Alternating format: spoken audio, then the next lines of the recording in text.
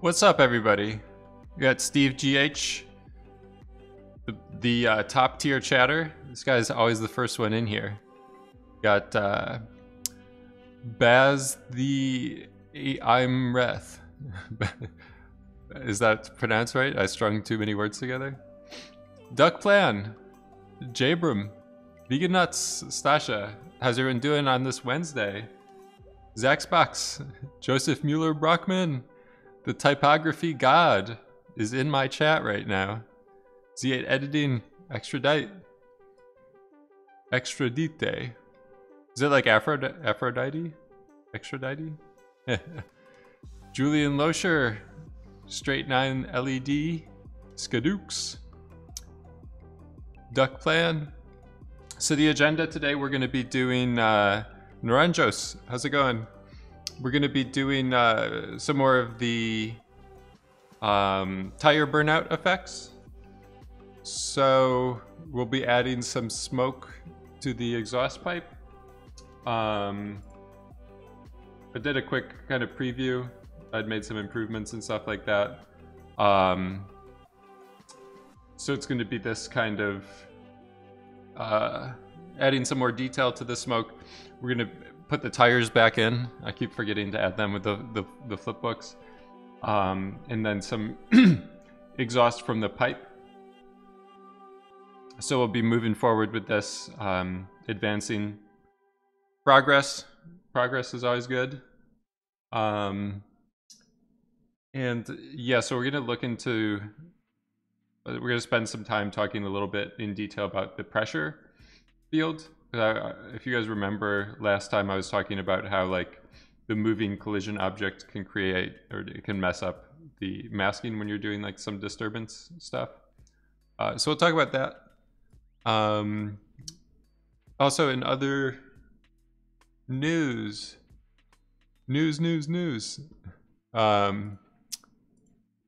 with my tutorial, we released the first one, the first part of it.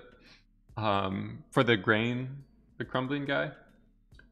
So if you're not following on YouTube or you haven't seen it, I didn't come out with the Twitch channel or anything like that. So if you just go to the YouTube link there, you can find it, follow along. It's a lot more.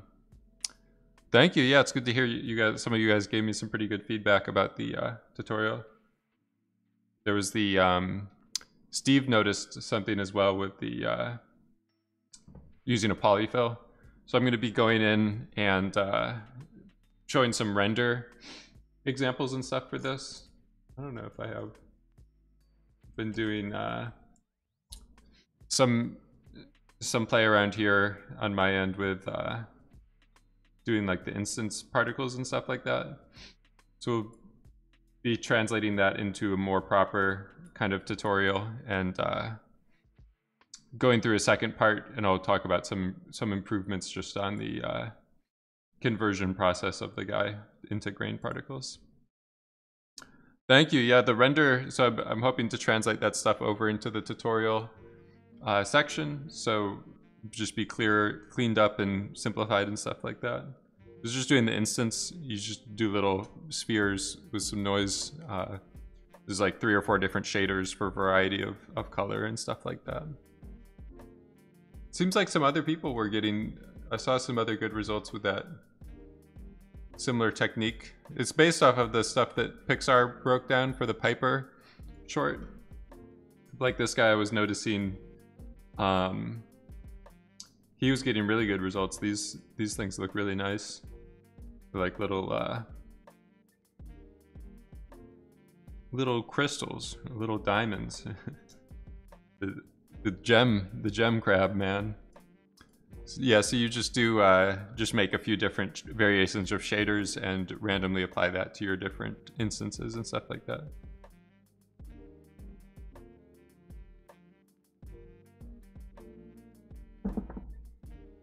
Add smoke from the grains for part 3. I saw someone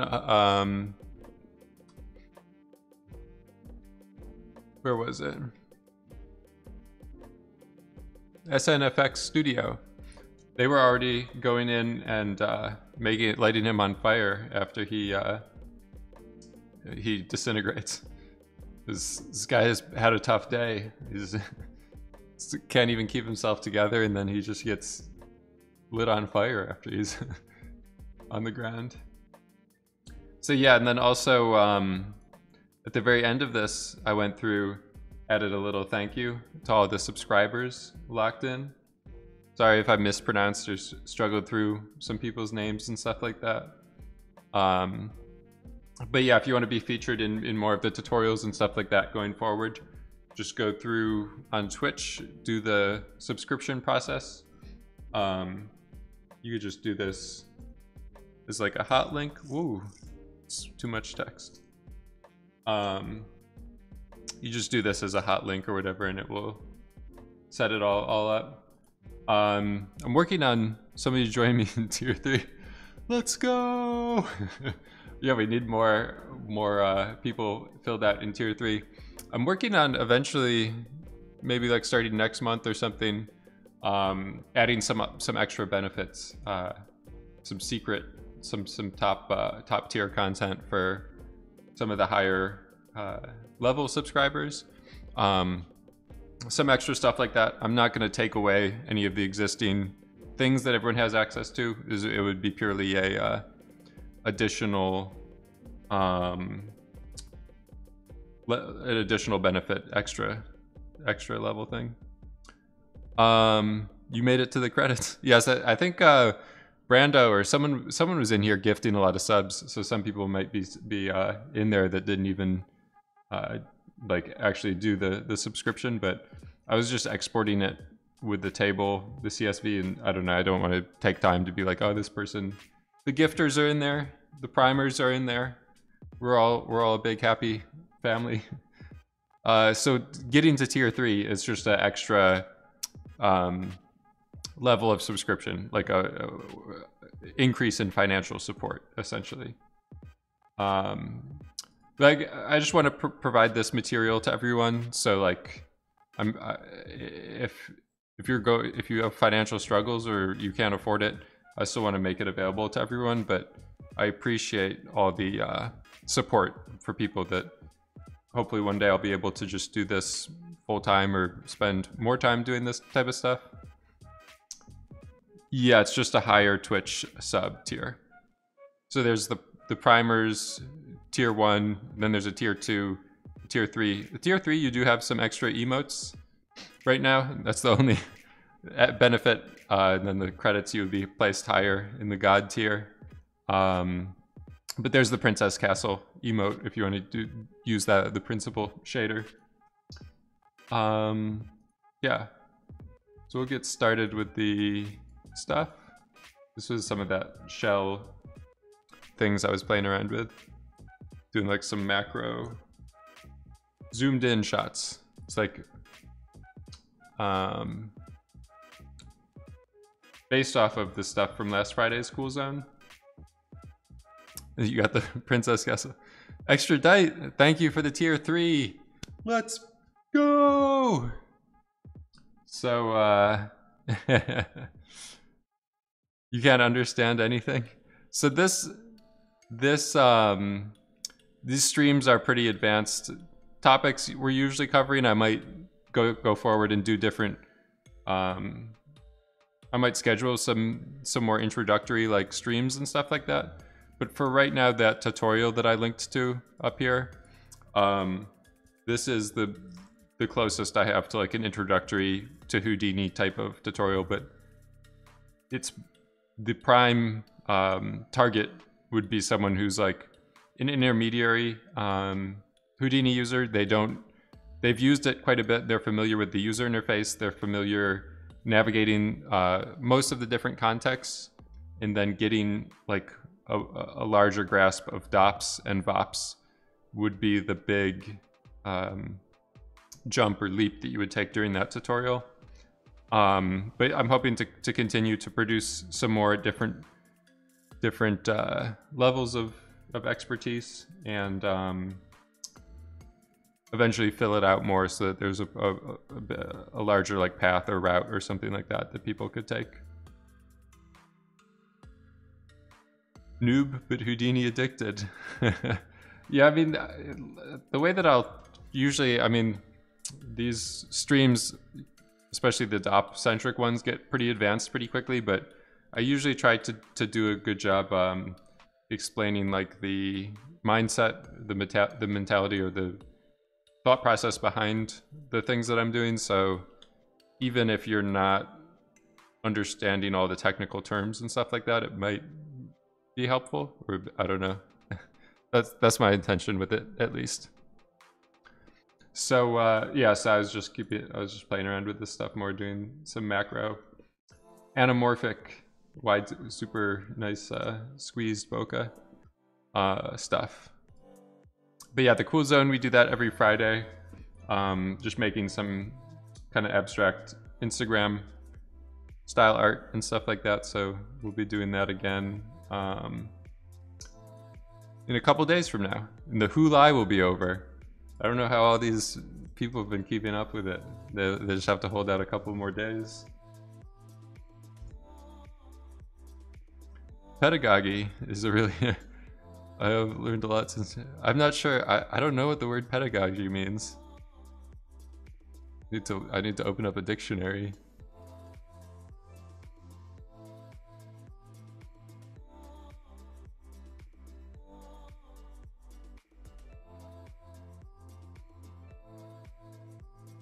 The way you explain stuff. Yeah, I usually try to be, I don't know, sometimes perhaps too verbose, just filling, I don't know. I feel like it's, if you just blast too much information with people, it's like overload. So I'm still trying to find a little bit more of a balance of like, I don't know, pruning down some of this stuff and not talking at such length about unimportant stuff. So I just cracked open the same vehicle setup file from Sunday. So it's just vehicle setup version 2. If you're Zephyr FX, how's it going? Rise VFX, how's it going? Good to see this chat getting juiced. We're growing. We're doing it. Yeah, so if you go to the Discord stream archive, the most recent one, there's a link to the Google Drive file. So we'll just use that as the starting point for today's improvements and just move forward with our tire burnout effects. So we'll start looking at these pipes and adding some exhaust or smoke or something coming out of them. There's a comment someone had at the end of last stream. I think it would just add some interest and makes sense to have something coming out, or at least even if there's no visible smokes coming out of it, like at least velocity moving, pushing things away. But we'll set up some sources and try stuff out. Sparks and flames. Yeah, this is the final. I think we'll see if we get to it, but doing an actual render of this, like get some nice asphalt textures, displacements, I feel like asphalt at night with a little bit of wet reflectance and stuff like that looks the best. So we'll see if we make it there, but yeah, it's getting some tail light illuminating the smoke, maybe sparks or flames or extra little details really final this thing out. So we'll go out of the smoke VFX container geometry for right now. So this, just to keep stuff organized, just do this. So I made the original camera that was like a turntable path. When we were doing the scene version 1 on Saturday, we were making just a static car that we were doing dev, like look dev stuff on, so that's why this is in here.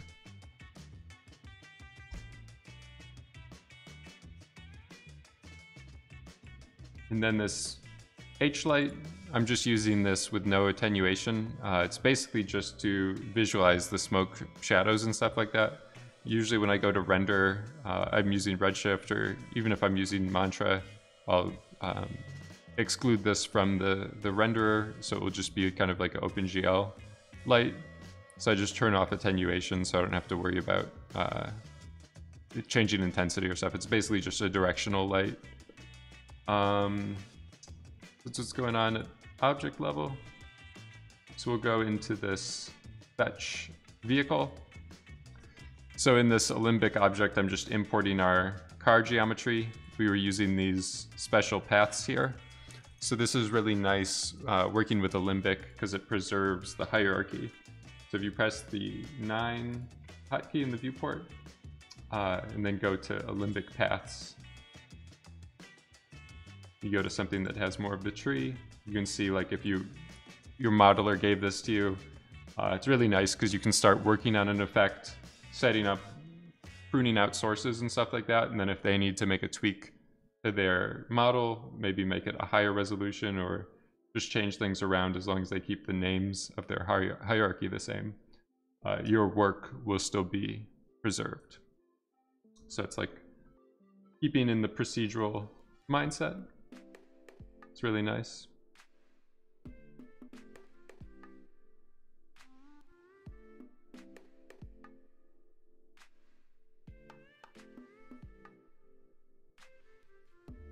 Yeah, so we have the Nightbot going, the Amazon primers. That's basically if you're a member of the Amazon Prime program, you can link your Twitch account to your Amazon account, and then you have a free subscription that you can give away or use every single month.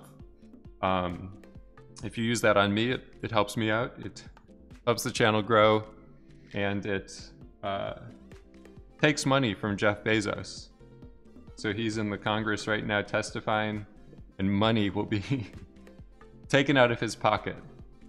Instead of a Prime not being used at all for Twitch, money will be given to me. So money will be taken from Mr. Bezos. Mr. Bezos's bank account will decrease, and I will increase my bank account by maybe enough money to pay for internet. So we're gonna find the pipes. I think also looking at this stonks, the stonks, the lines go down, other lines go up. My line goes up. That's why I just did it. Yeah, if anything, just do it to spite Mr. Bezos. don't even do it to. So one thing I was going to change here is the erode distance. I think the car, if anything, we want it smaller than normal instead of too big. The reason being is that if we have it bigger than the actual geometry of the car, then you'll start to see a spacing, like a margin, when the smoke scoops around it. So just to keep things looking good, it's better to have a little bit of smoke go inside the object than it is to have like a bigger spacing. And then sometimes this stuff kind of explodes like that. So I was doing this weird method here. Let's see if this Mr. Steve GH's polyfill method works out. We basically want to make the vehicle watertight before we turn it into a collision. So let's see if this, doubt it'll work here. I mean, it's kind of, let's do this slice. You think it's working? I don't know, this slicer looks a little dubious. It might be my reshaping that I'm doing like too much. So I was just trying to get rid of these air compartments or whatever, so we might keep going. My idea here is to scatter points, and then the points is kind of like metaballs. It's like a blobby surface. And then I'm just making the radius, we could probably even go bigger here, so that they fill in the cracks and the gaps and stuff like that, so that basically we know the inside and we know the outside a little bit better. And then I'm going back to polygons, and then we're going back to VDB again, so it's like a few step process. So then we take the final shape that's just a little too fat, and we can do the reshape. Maybe 10 is just a little bit too much.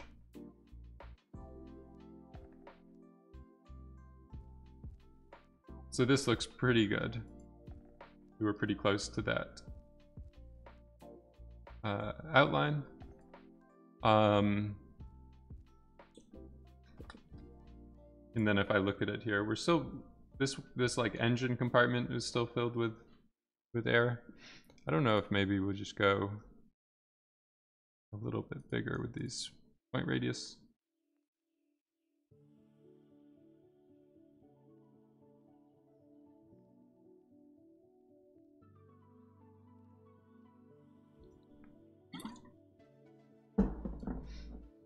So it looks like we got it there. Just making the particles or the metaballs large enough so that everything is consumed by it. So I'll just save this collision geometry again. So this just prevents us from doing some of these, like the scatter takes like 15 seconds to cook or something like that. So if we just load it from disk, when you open the scene or stuff like that, you don't have to wait for it to cook again. So now if we want to add some velocity sources from these pipes, we can go back. I'm just going to press the 9 key. So when you want to select things, I think you just have to make sure that this thing will just color them so it's easier to see. But you want to make sure that this alembic paths is selected here. Otherwise, so I'll just highlight the pipes and press delete. So that gives us the blast node. So otherwise, if you don't do those steps, you'll get a bunch of numbers here that will actually be the primitive, the face index numbers, or just the polygon numbers. So if you do that, it's a little bit more dangerous if you update the model. With this circumstance, it's not a big deal because there's no animator actively working on this file, but it's just a good practice to be isolating things this way. I'll just do delete non-selected. Now we have a little bit more. We have the whole combustion engine. And we're still working with the packed alembics. So that's like packed primitives inside of Houdini, essentially. It's like working with like higher in the object hierarchy. And then if you do convert, actually I think I was usually doing unpack first. So I do this just to preserve that path attribute. So you can see now we still have paths, the hierarchy paths on our primitives, which is nice. And then if we want to remove some of this stuff, you can see it's all still under the same path name. I'll just press the 9 button. Now we're back to Odd3Z. Thank you for the Twitch Prime. So now if you see, we highlight stuff and we're able to select individual faces instead of before we were selecting all this stuff. Sometimes this just becomes a little bit too much, like it's too hard to select things because you want to highlight like selected by connectivity. So I'll just do a connectivity node and set it to primitive. And then if you do a soup, this will put all of the connected geometry under its own polygon soup primitive. So this just lets you select things a little bit easier. So if I grab this in this pipe, press delete, non-selected, we're good. This step, you do have to kind of use these numbers, like they're, because the Alembic doesn't have enough granularity in the hierarchy. You're not able to specify this specific stuff. Whoops. Did the spacebar by mistake. So sometimes you could either like write this out to disk if you need to save it after an update, or there's other ways to work around it, but we're just gonna keep going. A somewhat destructive workflow. And then might want maybe like just grab these edge loops. So I'm just trying to get points that are at the tips of these exhaust pipes. So I just switch my selection to edges here, and then if you double click, Houdini will grab the edge loops. And sometimes I'll do like I think you right click on this, and then you do convert selection to point selection. So it's kind of hard to see what that did there, but I just moved it from edges to points. So now if I press the delete key again, we're deleting based off of those points. And then I can just do that. Looks a little bit gnarly, but I'm just doing some very rudimentary stuff here. So if I just do a fuse, I should be able to get these. Might have to keep fuse points.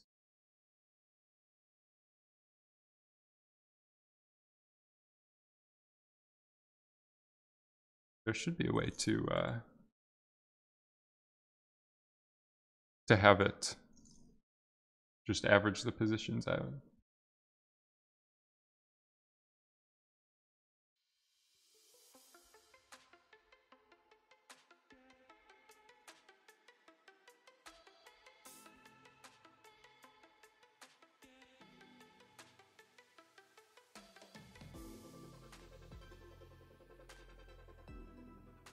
I don't know if this is like a viewport display bug. For each connected pieces, that should work, I guess. Yeah, we could do that. I don't know if this thing right here is messing up the connectivity. Let's just give it a try. So this is kind of like a macro that uses, it might be because of the polysoup. Sometimes that messes things up a little bit. Looks like this man is a sharpshooter. He knows everything. Yeah, exactly. So we could fix it that way. Then if we look earlier, might want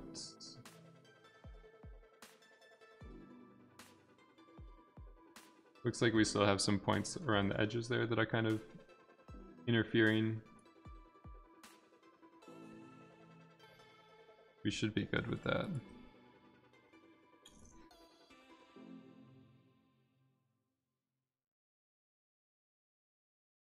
So I'll just copy some spheres to these to visualize it.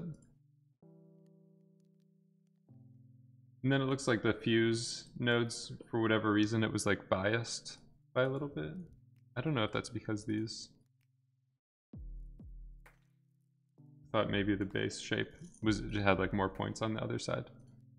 But we can just fix this by doing this transform. So what we'll do with this, I usually was just doing the move centroid and then clearing out this translate to get a thing aligned. And then we're able to just easily slide those over.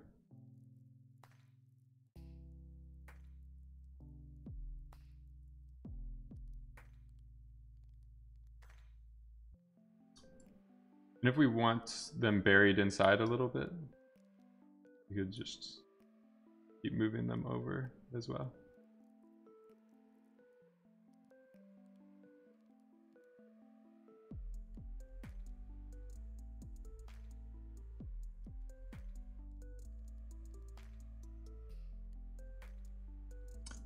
So that that should be good.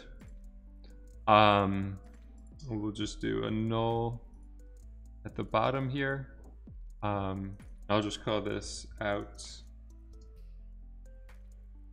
exhaust. Is that how you spell exhaust? I think that's...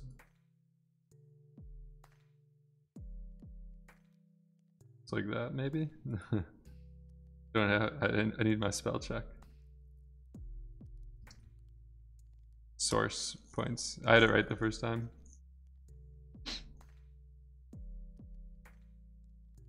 All right. So now we have this label for those. And then I'm just gonna go back up to the top there. So sometimes I was moving the display flag further down the tree in some of the flipbooks and stuff, and that's what was causing the wheels to disappear for some of the results. Actually, I think what I was doing down here, I was using this merge to visualize, because I was doing my wheel, the tire animation down on this chain.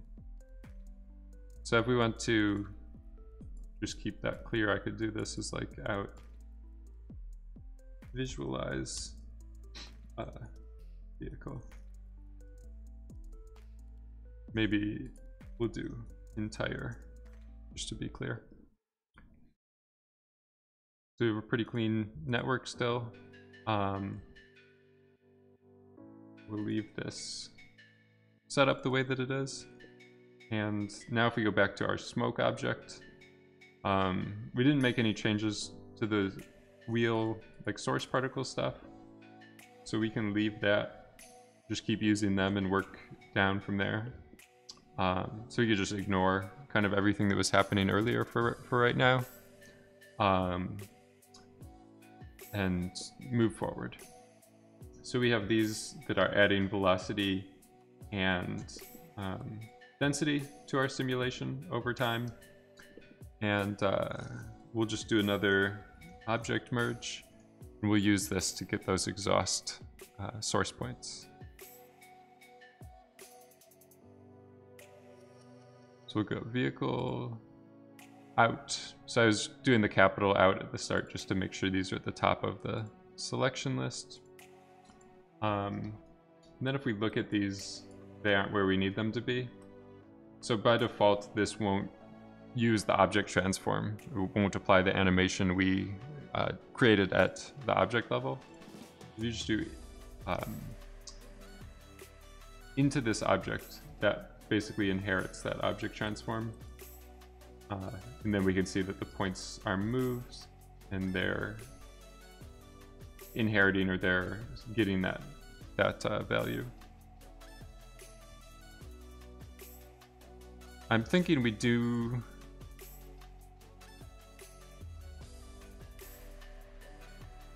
trying to think what the best way is to keep the direction that we want these things to be flying in. For the source of the smoke, I'm just going to go back here and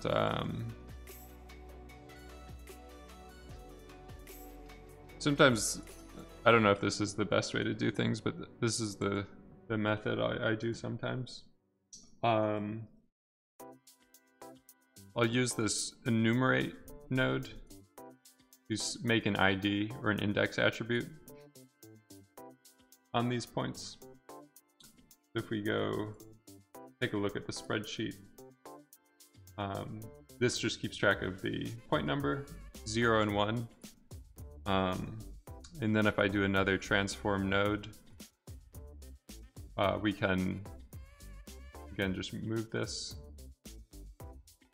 just to get our transform handle somewhat aligned. So if I move these a little bit forward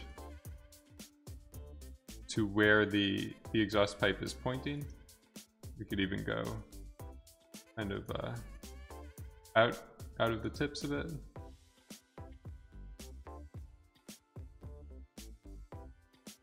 Then I can merge these two. So that's why I was keeping the index number. Now if I do the add node, then we can connect these. So if you just do by group, it doesn't know the order of these that are how they're connected, or how to connect them together. So I'll just do by attribute, and then you can tell it that it should connect the matching numbers. So now we have lines. Looks like they aren't perfectly straight. You just go back into this transform.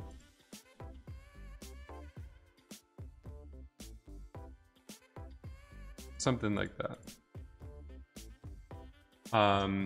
And then the reason to do this is that we can do the polyframe node. So if you take the lines, you should be able to just use their tangent name and use that for velocity. So if I look at my velocities now, see them here, and now they're shooting, looks like they're the wrong way. The man doesn't need Vex. Is it?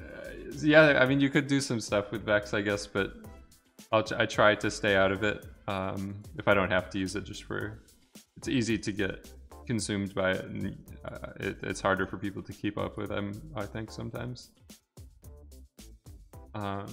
Yeah, so now we have our directions. They're pointing the wrong way right now, but where would you do it in one wrangle? Just at this node? And I think if you assigned the direction properly, it should work, but is it, I don't know, this is a more viewport centric way to work. Sometimes people transform and look up the difference in the input.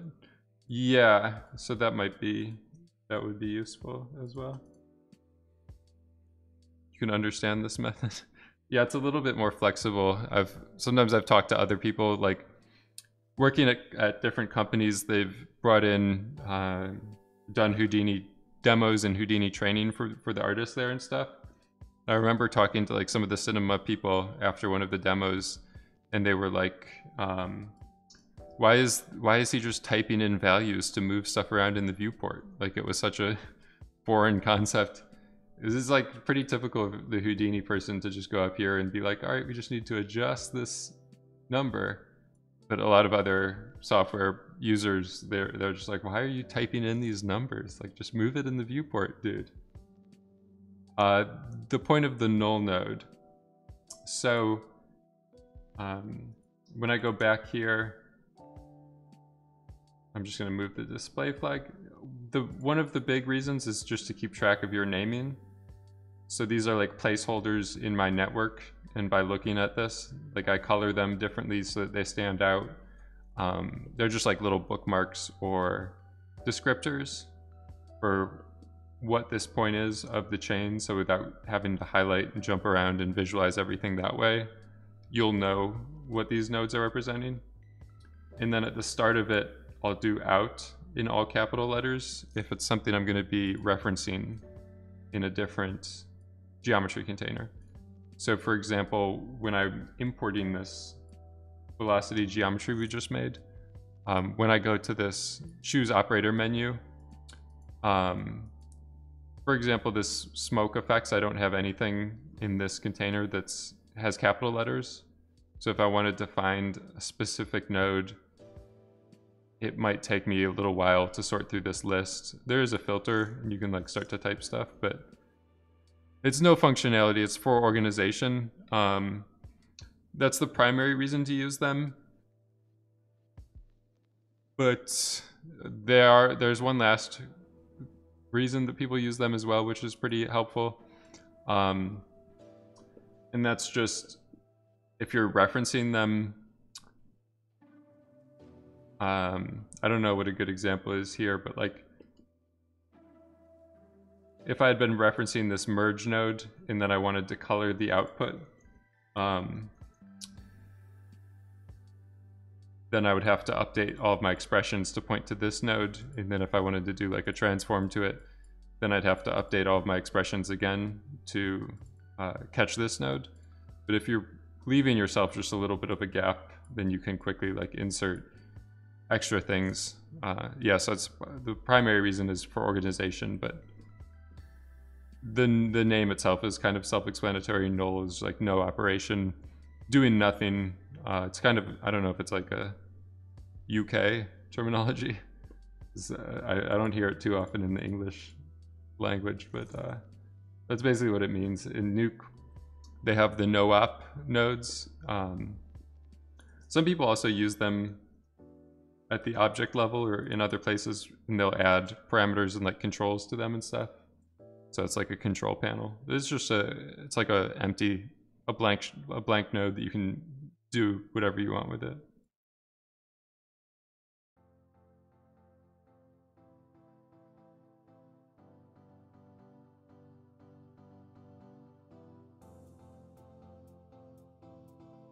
So I might leave these the way that they are with them being lines for right now.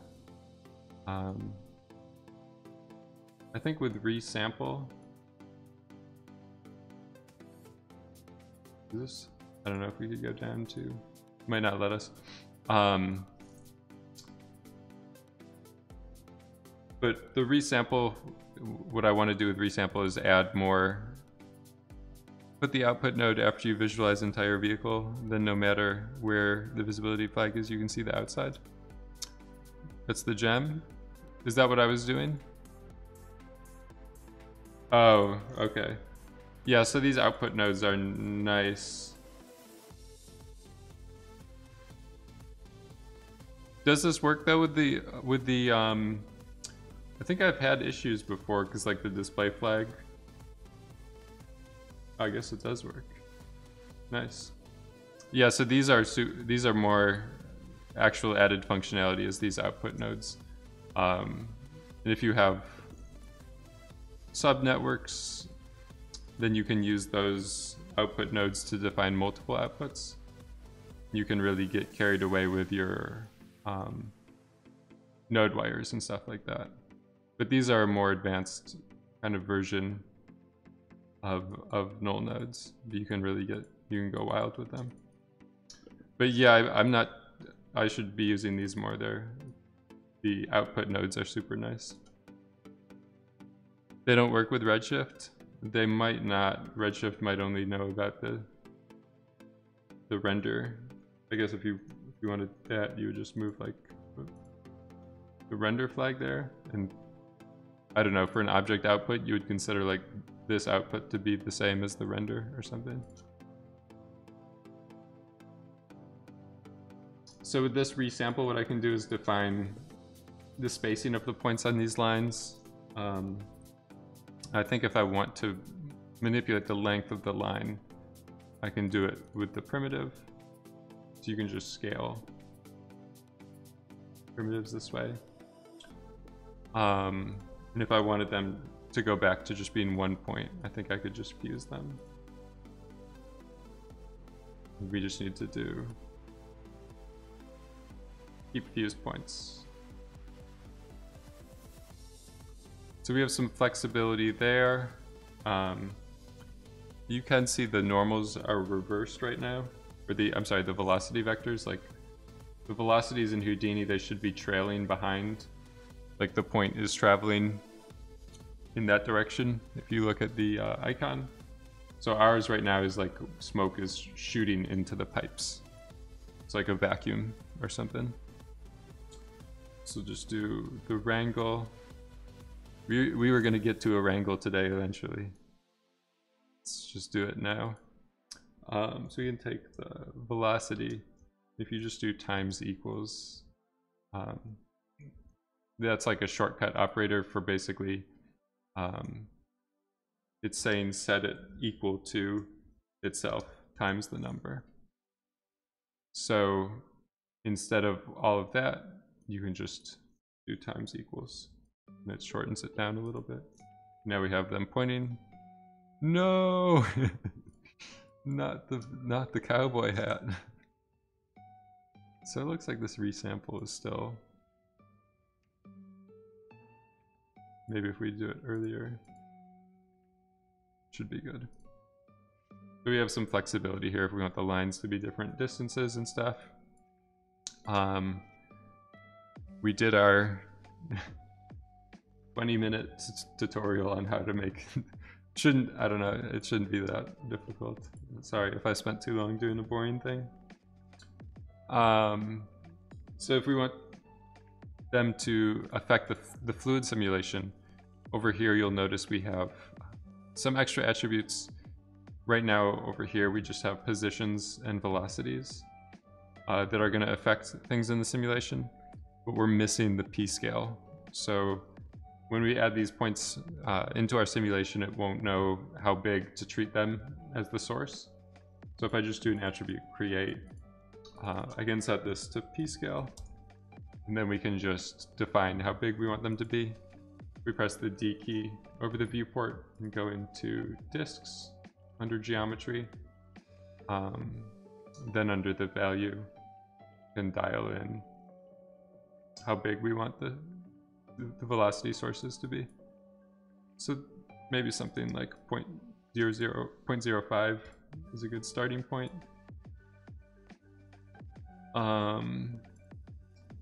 I'm just going to go back into the vehicle real quickly. So we want to make sure with our vehicle here,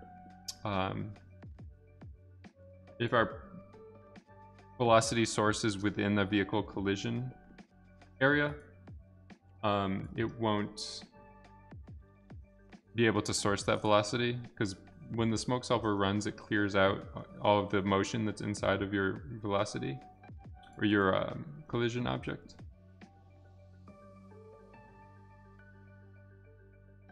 So I can just do another object merge to visualize our static collision source.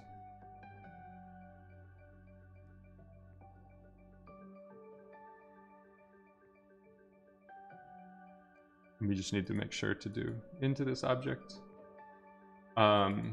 So if we want to fix that, I think what we can do up here is just say add the velocity to the position. So we're really doing numbers with these little set equal operations.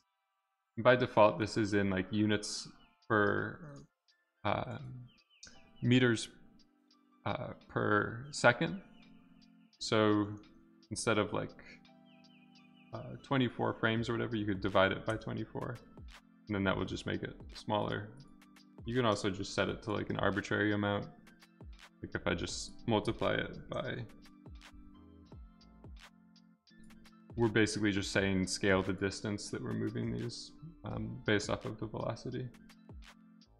We might just want a little bit of a gap here because our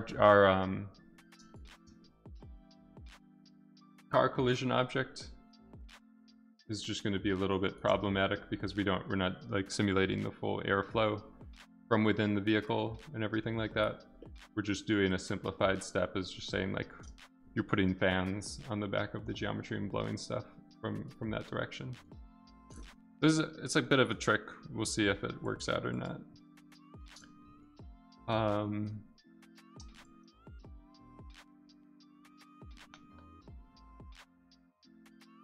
And if you remember from last time over here, we were doing some animation on this attribute remap to just change the p-scale over time.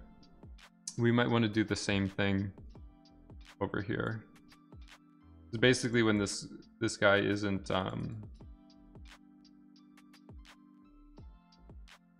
somehow I need to get this fixed. Sometimes the viewport just gets a little wonky. So with this animation, what we were saying, just go back into our camera. We don't want this to emit as much smoke until he's actually kind of driving or his engine's running. So I can just go into my keyframe editor. If we go all the way down very close to 0, he just won't really be having exhaust come out.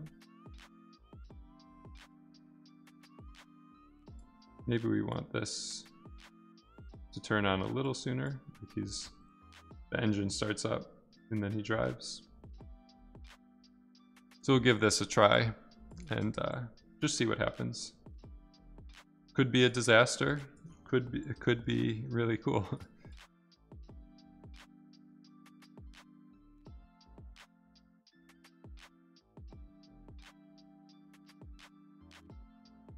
And then if we want to just work a little bit more quickly, because we're so early on with the testing phase of stuff, sometimes I'll do this clip node, or there's other methods as well. But this is the nice thing about setting your bounding box dimensions. You want to do it with the X direction. You set your SOP dimensions at this, or your simulation domain resolution or bounds, then you can just do these SOP things to modify it and bypass it to go from the full dimension to the smaller dimension. The reason I'm doing that right now is just to set up my container to be smaller to work more quickly. Oops. So I could say we'll take off that part of it. Might want to take out some of the other direction as well, so that when he first drives in, we don't need to be simulating the entire area.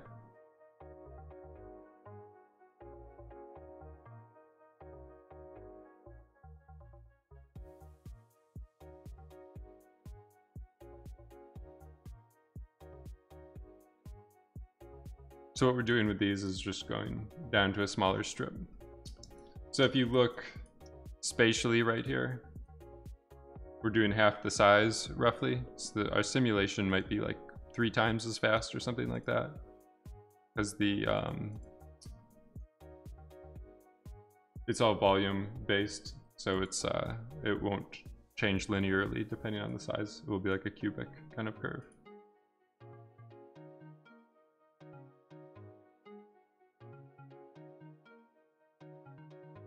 All right, we're in. Sorry, it's such a long-winded setup stage of the stuff.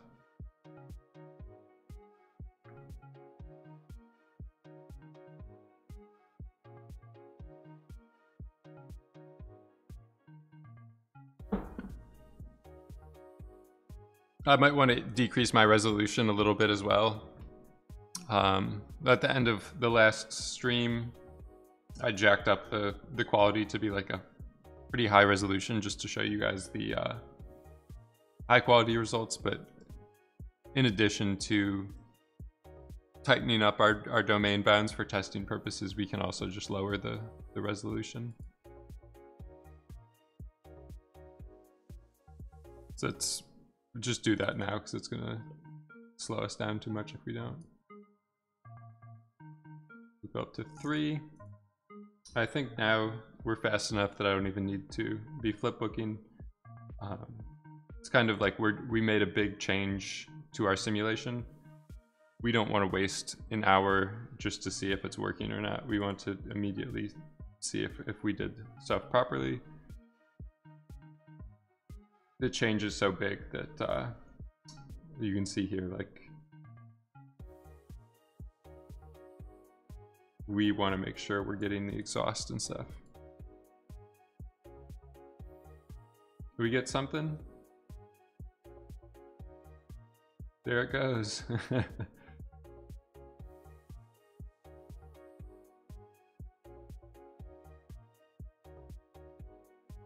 So we might want to change the direction of the velocity so it's not as high.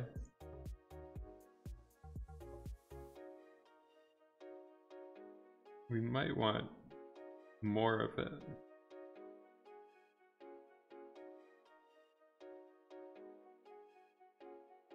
So I think it's actually looking better than I expected. We just want to see a little bit more of it at first. So if we look at our velocity particles, I'm just going to do this point replicate. It was the same idea we were doing over here. I can actually just hold down the Alt keyboard key and make a clone of it, or a copy. You work for a company, or are you freelance? I'm currently freelance, but I've done longer contracts and stuff like that in the past. And then for this exhaust, for the shape, if I just go to this seed, you just put in at time, then this will just, maybe it has to be frame. Then this should update, give you a different result every single frame. So it's kind of like a little noise. These are kind of like bubbling around, or just giving you a little bit of variation. You kind of see they're bouncing around or flickering around.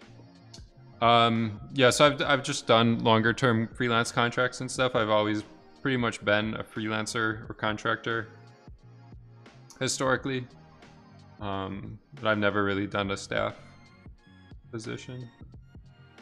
I think it depends on different countries and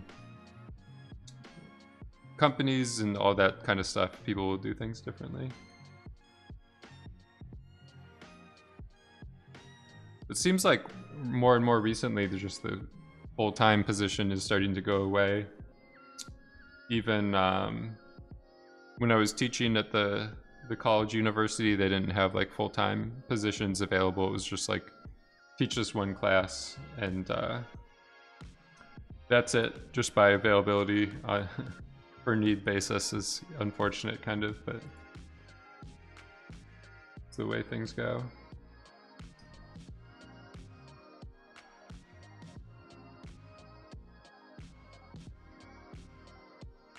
So if I'm making these, expanding them using this method, I might want to reduce the P scale beforehand.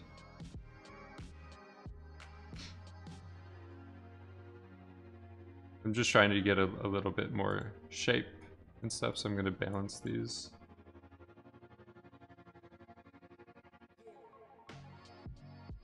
So that now they're a little bit more fuzzy, kind of. Instead of all having the same center, we've moved the center out further and then shrunk them down, so that this should give us a little bit more of like a billowy. They already kind of look like a cloud, so it should just be less blobby and a little bit more billowy.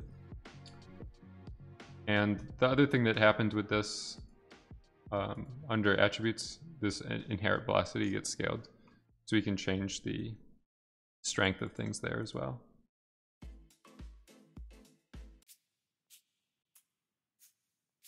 So this flipbook should be a lot quicker, but we'll just let it run, see what happens again. I'll get some water, we'll be right back.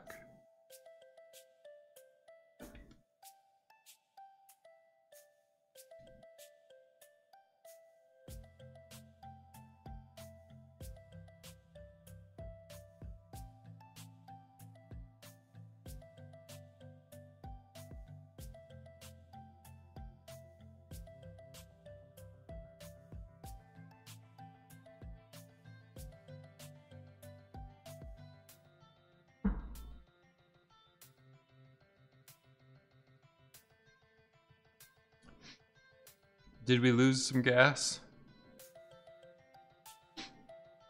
Looks like maybe because we did shrink them down a little bit too much, we don't have as much exhaust.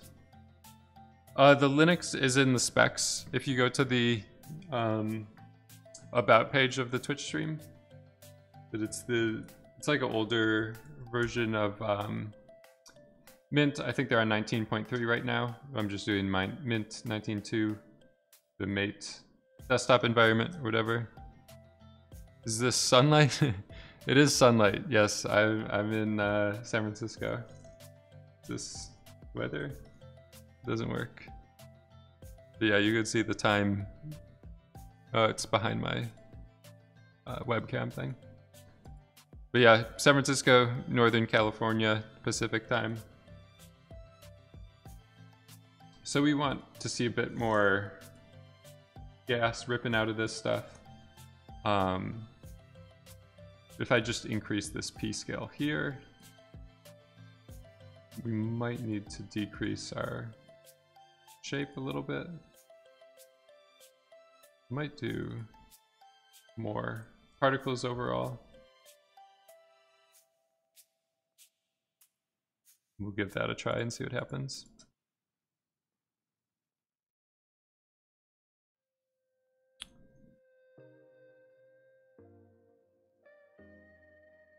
I think I saw someone posted the that Far Cry stuff we were looking at somewhat recently.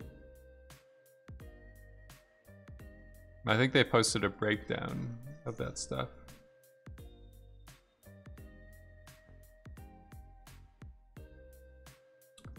I don't remember where I saved it.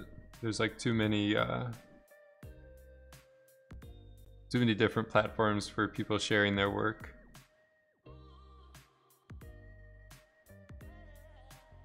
Like, did I save that on Twitter? Did I save it on Instagram? The hell is going on? But yeah, this thing we were watching from the it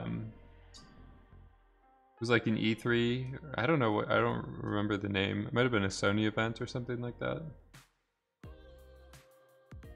They have this vehicle. Yeah, there it is. They like transitioned it from a shockwave. It's a pretty cool editing thing. There was someone in the popped in the Discord that was doing a similar thing. Dimitri.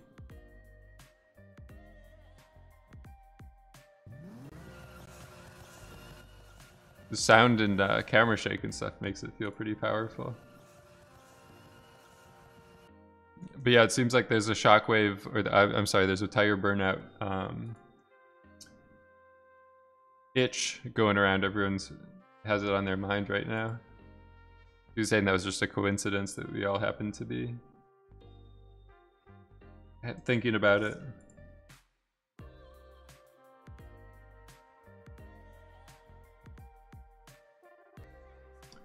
So it's adding a little bit to everything. I don't know, it kind of works out a little bit nicely that it's not always super prevalent. Like as he starts to spin around a bit more, it gets harder to tell. Yeah, I'm guessing that if their transitions are really nice, it's probably they either have like a really good like flame artist or editor or something like that, or just a creative director who's really like storyboarding stuff out properly and thinking about all that stuff. So if we don't like it going as high, when we look at this velocity here, we were inverting it or flipping it around by multiplying it by -1. But because the velocity, where did this stuff go? Because the velocity is a direction, you just multiply it by a single float like this, it just changes the length or the direction like we did, to invert it or flip it around. You can also multiply it by 3 numbers or a vector, so that will allow you to set it per component. So if we look here, we have xy is the plane or the ground plane that we're on. I'm sorry, xz is the ground plane we're on, and then y is the up direction. So if I just do this to set x, y, z, with the y component, if I just make that 0.25, then we're only shooting this stuff out at 25% of the height kind of trajectory. So we just look at the 2 results. We might want to do that after we move the position by the velocity, just so that these are still roughly like at the end, the center of the end of the pipes. If you want to keep track of this stuff, like you could start to add the comments. We'll just say this is like offset E by velocity. Whoops. And then the top one, just like flip velocity direction. Scale velocity vertically. Your storyboard artist makes you look bad at the end, I guess, but it's nice because it's nice just to have other people focusing like on larger picture stuff, or effects artists, you just get lost, consumed in an individual shot so much you start to forget like how it's going to tie together. You kind of need, helps to have different separate brains focusing on separate things. So we'll play this again. The only change we made was just this overall height.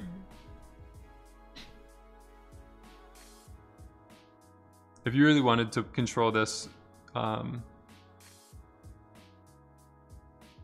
more easily, you might want to add like a full particle simulation, kind of like we were doing with the tires. Then you could do like an arc if you wanted it to fall down, or just, I don't know, if you're saying it's like really hot at the start and then it cools off and it flows down. But for just a nice detail, I think we're doing okay so far.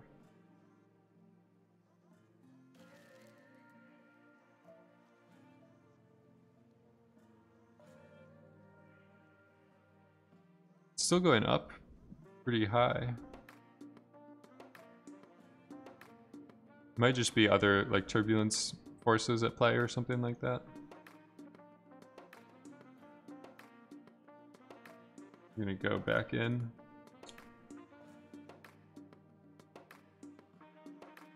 It's gonna look cool, hopefully. We'll see. So I might actually do a negative number here and just try to force it down a little bit.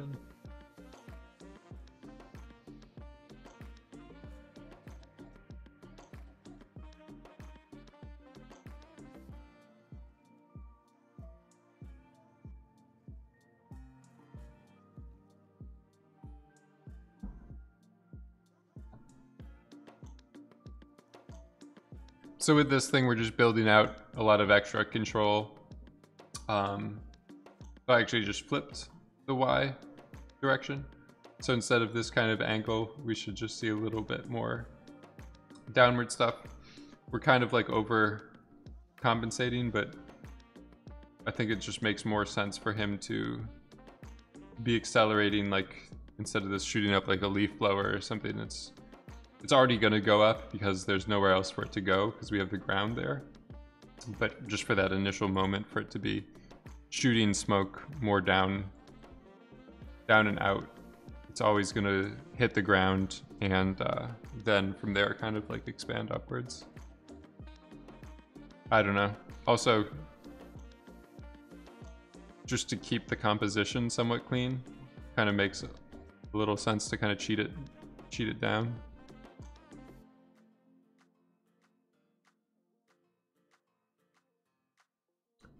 What do you guys think? Keep it pretty low or go a little higher?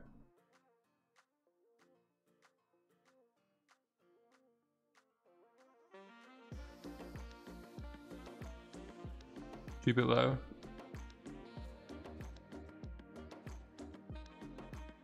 Sounds good. I might go in here and increase the shape, just to try to see a little bit more of it.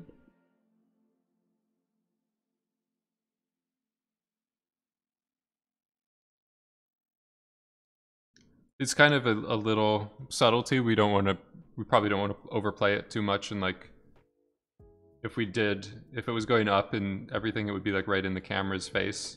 So just be a little too heavy-handed maybe. It's kind of just a little subtlety, like to add realism, where we don't want the pipes to be empty and nothing happening. So just to add a little detail where it's not something you necessarily notice right off the bat, but it's just something like attention to detail where it's like, you even just adds a little bit more to realism, I guess.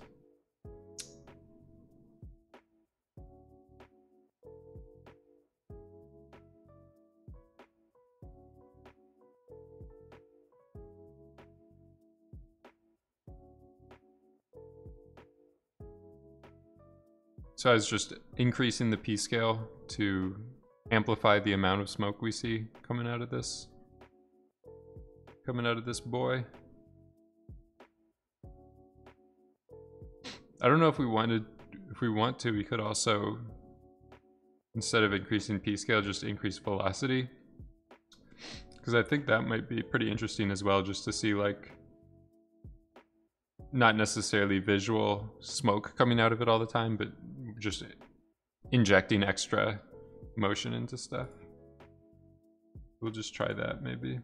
Go back down to 6. We'll kind of split the difference. I can't believe it's been 2 months since you started this. Thank you, Twitch, for reminding me. Yeah, hopefully you guys are liking it so much. I tried to start this at the start of the year in January or whatever, but I just wasn't fully... There's other stuff going on at the time and everything. But yeah, with this pandemic situation stuff, I kind of figured it's now or never. If you don't do it now, you're not really gonna have any excuse to jump in. Dr. Robotvinik. It's always good to see you. Have another doctor in the chat with me.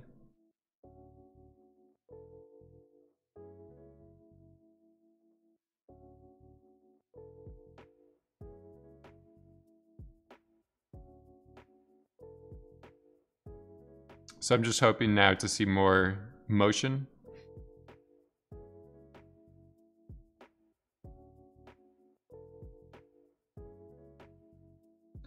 But yeah, hopefully you guys like the pacing. I don't know if this... One of the things I've been thinking about is we might... Dr. Coons, he's now has a lab coat. One of the things is that this might be a little bit too much... I'm sorry, my wires got crossed in my brain.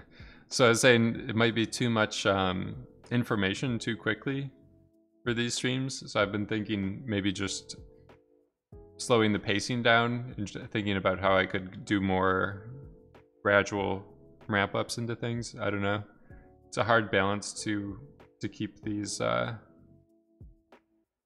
You want to keep the content and just the stuff pretty interactive and pretty interesting for people to be watching. I don't know.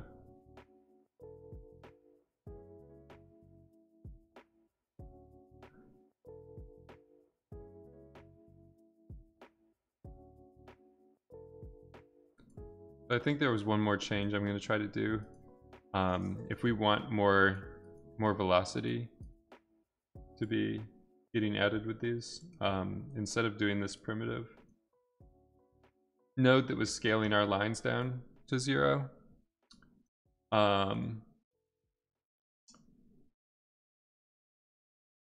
We might actually make them longer. So instead of just a single point injecting velocity in, these lines should give it more direction and just keep it stronger. I don't know if this replicate stuff is going to mess with it too much. So now instead of just little spherical areas, we have more cylinders or something like that. You think it's okay as it is? It will motivate people who watch the VODs to watch live and ask questions? Yeah, I don't know. It's a hard... I'm just kind of feeling it out as we go, and if we need to make changes, we can. With all the VODs being available, it's always good to go back. Yeah, that's what I was initially thinking. You said it's more of an advanced TUT, advanced school zone. Yeah, I don't know, we might... like one thing I was thinking about doing was pre-releasing more of a schedule or a flyer or something like that. It's like, this is the topic that will be covered during this time to get more people showing up for it that might be interested. But basically just to keep these live, to try to get more people in the live things. Like if you're approaching a more general concept, you would in theory have a wider pool to draw from of people at a general, like, introductory level. But yeah, I'll just keep trying it out and just see what kind of sticks, or see what people like the most.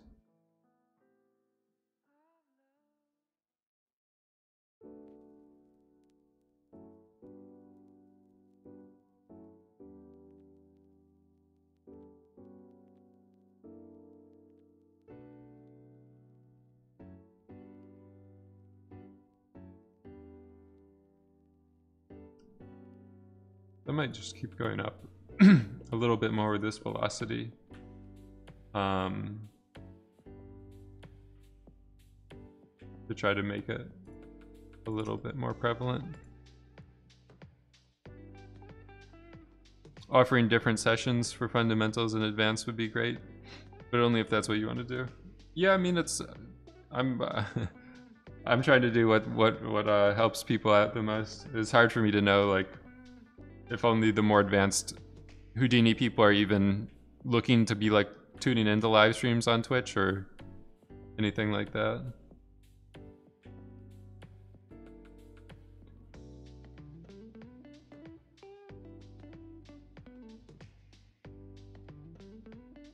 But yeah, that was my idea, kind of, with like doing the flyers or just pre-planning some of the stuff. Yeah, a vote would be a good idea in the Discord or something.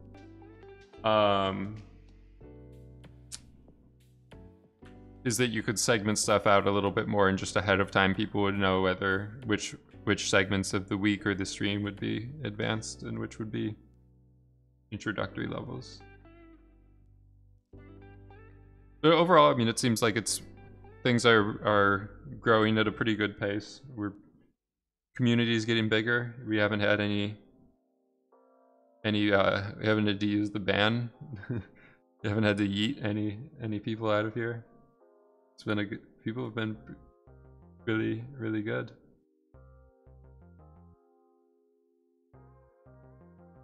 So I think it's hard to tell. It's maybe isolate the exhaust. Yeah, that might be a good idea. I wasn't planning to spend too much time on it. We can do that really quickly if we just switch the wiring so that it's in the primary input. Now it will be isolated.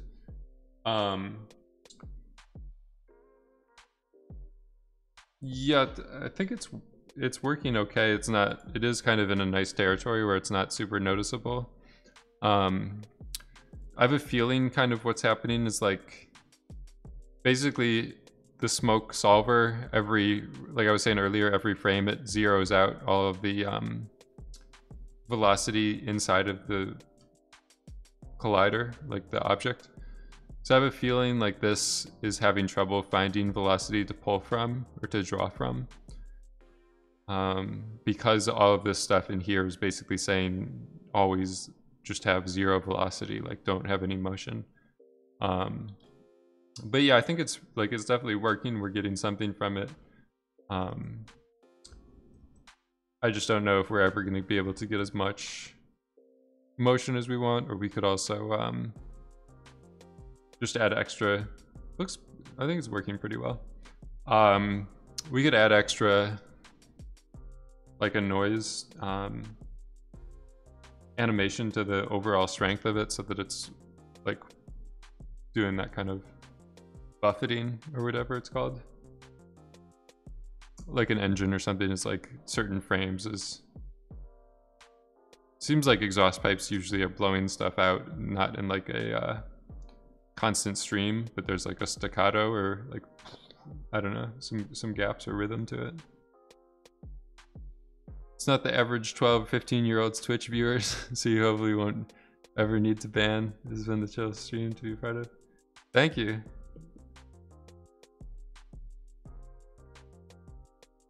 All right, so merge everything back together. The order for this doesn't really matter too much. You're 11? Julian? No way. I don't believe you. It's a cap. I'm just gonna go to a little bit lower of a resolution.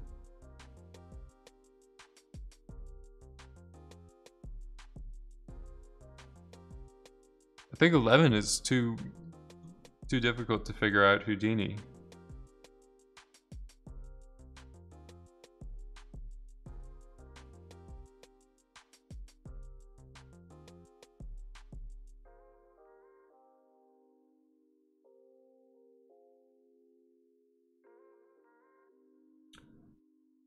So I'm kind of checking off the exhaust on our list of things to do for right now.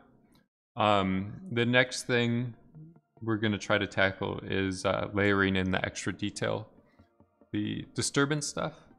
So we'll let this simulate. Gonna get another. Would have been nice though, starting with computer graphics at that age. Yeah, it's I guess that's nice, like, but even I don't know, like if you're that young, getting involved with some Twitch stuff or just general computer graphics kind of stuff, I don't think the exhaust pipe smoke looks like this. It's less dense. Yeah, we could change it if we need to. But yeah, it should be a little bit more vaporous, I think. It depends on the stuff, like the Ken Block reference.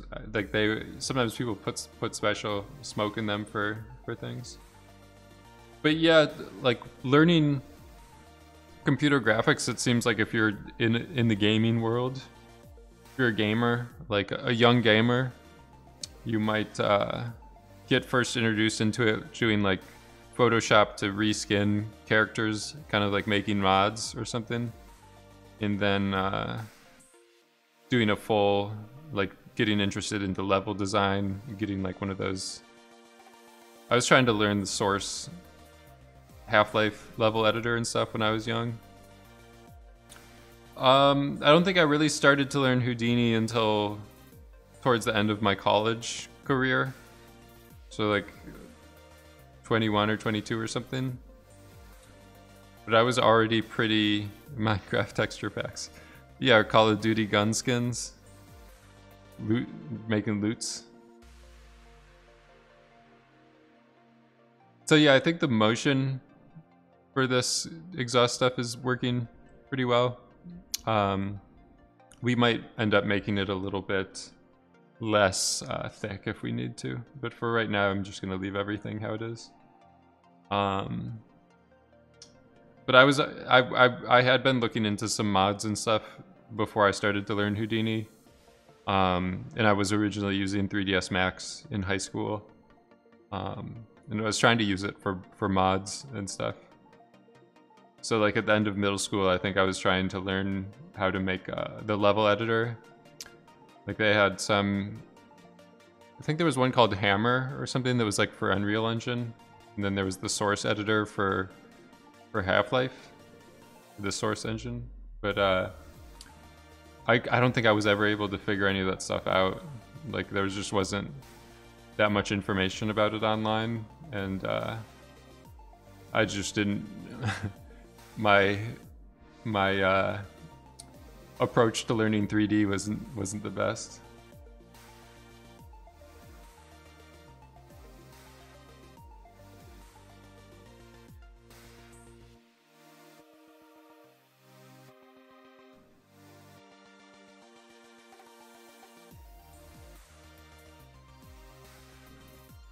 So 3ds Max comes with these, when you make a new object, like these were the options you had. These primitive shapes. So anytime you're making a new object, that's like your starting point.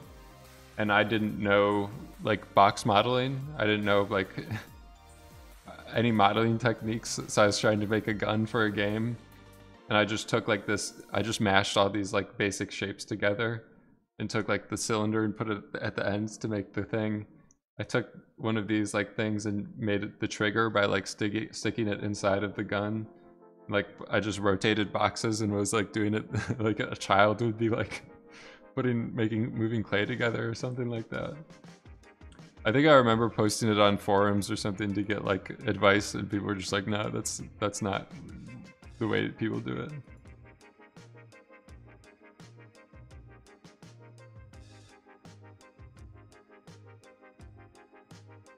Give you a rough estimation. Engine on such a car should displace approximately 90 liters of gas every second. Right now it looks like 15 liters. Also, it's not a lot of flow of gas, but strokes, impulses. So you think these are very advanced calculations. You might be ousting Dr. Robotvinik of his champion's chair on the knowledge. So you're saying it should displace 90 liters of gas. Right now it looks like 15. So the exhaust isn't as strong as it should be. Yes, I think Dr. Tokyo Drift. This is a good to get an engineering job at one of the automotive companies. So calculation formula needed. No, it's not needed. I know what you're saying. If we want more outflow, I guess, or more power coming out of this exhaust, what we might have to end up doing is like subtracting some tube area of the vehicle so that more airflow can go out of it. But it already might be. If you remember, I brought in this. So basically, all of this is wiped out every frame by the fluid solver, and the velocities inside of it are zeroed out, like everywhere inside of this SDF or this volume. So if we want more flow to be able to escape, like right now it's so close to the ground, I think it's getting hard for it to draw velocity or draw extra force. But I'm also thinking just Houdini's kind of a balance, or all this stuff is a bit of a balance of like being an artist and a physics or a math science. Like there's a lot of different things you're trying to think about, and like already some of this stuff is getting a bit high. We might end up making it thinner, but I think for right now it's okay for just the amount of stuff that's shooting out. So the next thing we want to look at is this disturbance. So if we want more detail, more like fluffiness or just more crunchiness of those some of these shapes, like you generally want to break up a lot of this stuff so that it's not it's like underwater ink or something.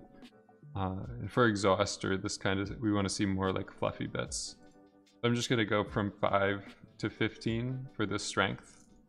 This disturbance is trying to add detail at a voxel scale. So it's kind of hard. Some areas like you can start to see the voxels or the individual elements of the volume. What the disturbance tries to do is break these up so that they aren't a smooth shape. So each little box will get a little bit of a random value assigned to it. Right now it's just barely bigger than our division size. You look at the base block size and the division size. So that's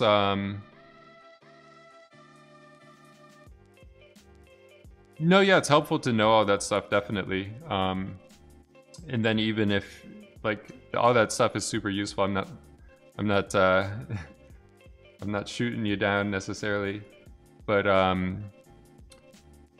basically the end result of all of the computer graphics and Houdini stuff is like the picture that looks the best is always going to be what gets signed off on. But if you go into a meeting with the clients or a supervisor or anything like that, if you have the calculations and the measurements to back up the methods or the reasoning, then they'll support it. Like it does have to be grounded in reality and physics and stuff, but it's always just a little bit up to the artist or the studio or the style or stuff like that to like break the rules or add their interpretation of physics where they see fit. But it is really helpful to know like your target or what the reality is and everything like that. If you have great reference, it's a great way to have the director change his mind. Yeah, that's also true.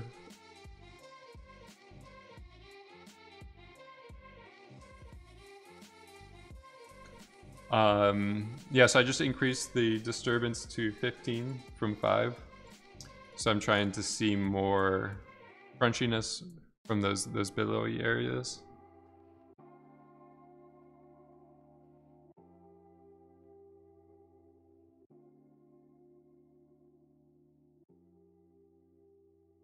But yeah, a lot of it just comes from interesting areas as well, like the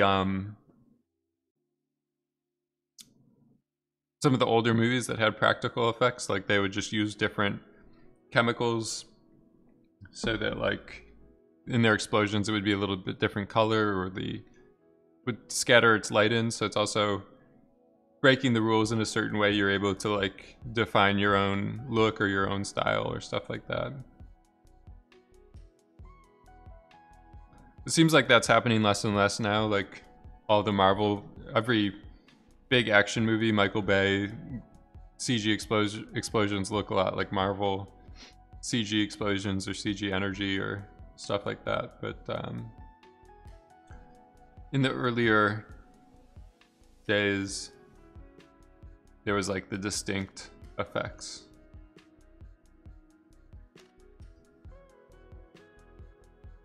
Would have been so cool to work on those cloud tanks way back to create the atmospheres.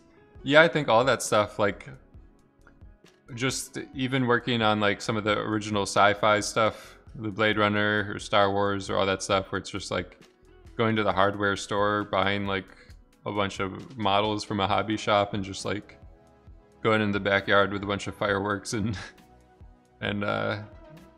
model kits, and you just like try to make it look as cool as you can with what you have is pretty fun.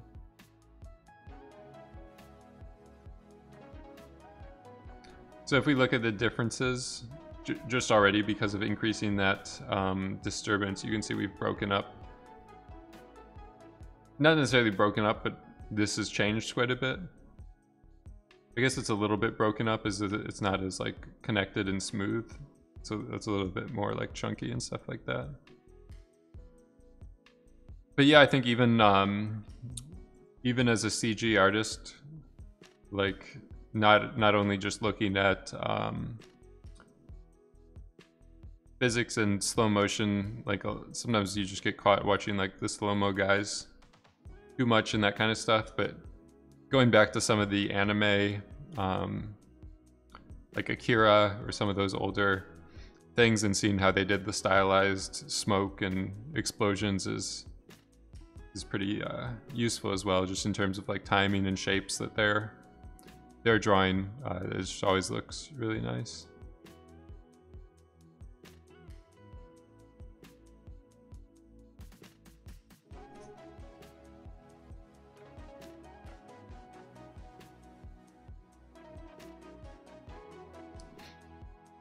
So I think one thing you might maybe be starting to notice is like our detail, the amount of detail or the amount of disturbance we're generating is a little bit different. Like this stuff is pretty smooth, and then certain areas over here are a little bit more crunchy. I think as the simulation goes on, it might be a little bit easier to notice. I'm just gonna put this thing always on top, and I'd opened up a new Houdini scene. So I was just gonna start to show something with this. I'm trying to think what the best way is to do it. So we'll do like a torus.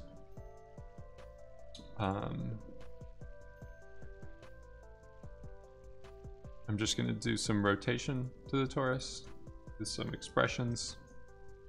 So you just do this every frame, it will rotate 1 degree. We multiply it by 5, we'll get a 5-degree rotation every frame.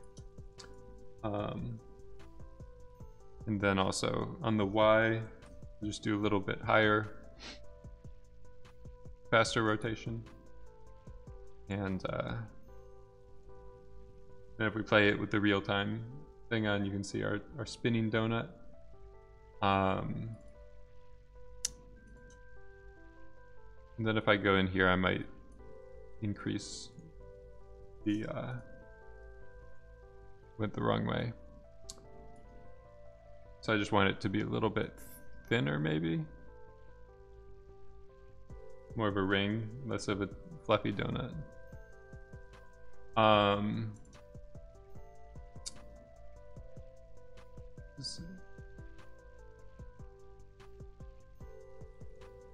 You guys kind of see what I mean? Like certain areas are getting more disturbance applied to them than others for whatever reason.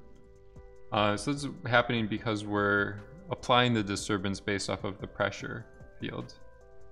I'm just going to do a quick kind of smoke setup in this scene to illustrate a little bit more what's going on. So this box I'm making right now is going to be the size of the domain. That spinning tube that I just made is going to be a collision object. Might go a little bit lower. Sometimes I do this ends node just to turn it into a wireframe.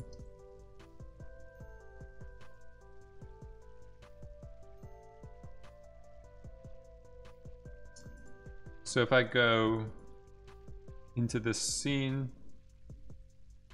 I'm just going to grab our DOP network and plop it into this one just to reuse the same inputs. And then I think if I just use a sphere, this should get brought in and treated as just like one particle for our source. So I'll just hide that for right now.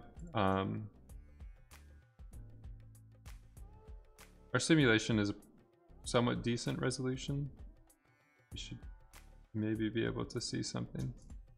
Might need a p-scale on this.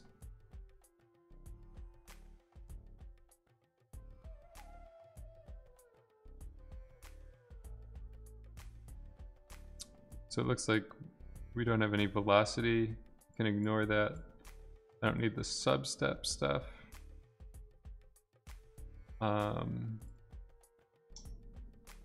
It's mad about something with the density.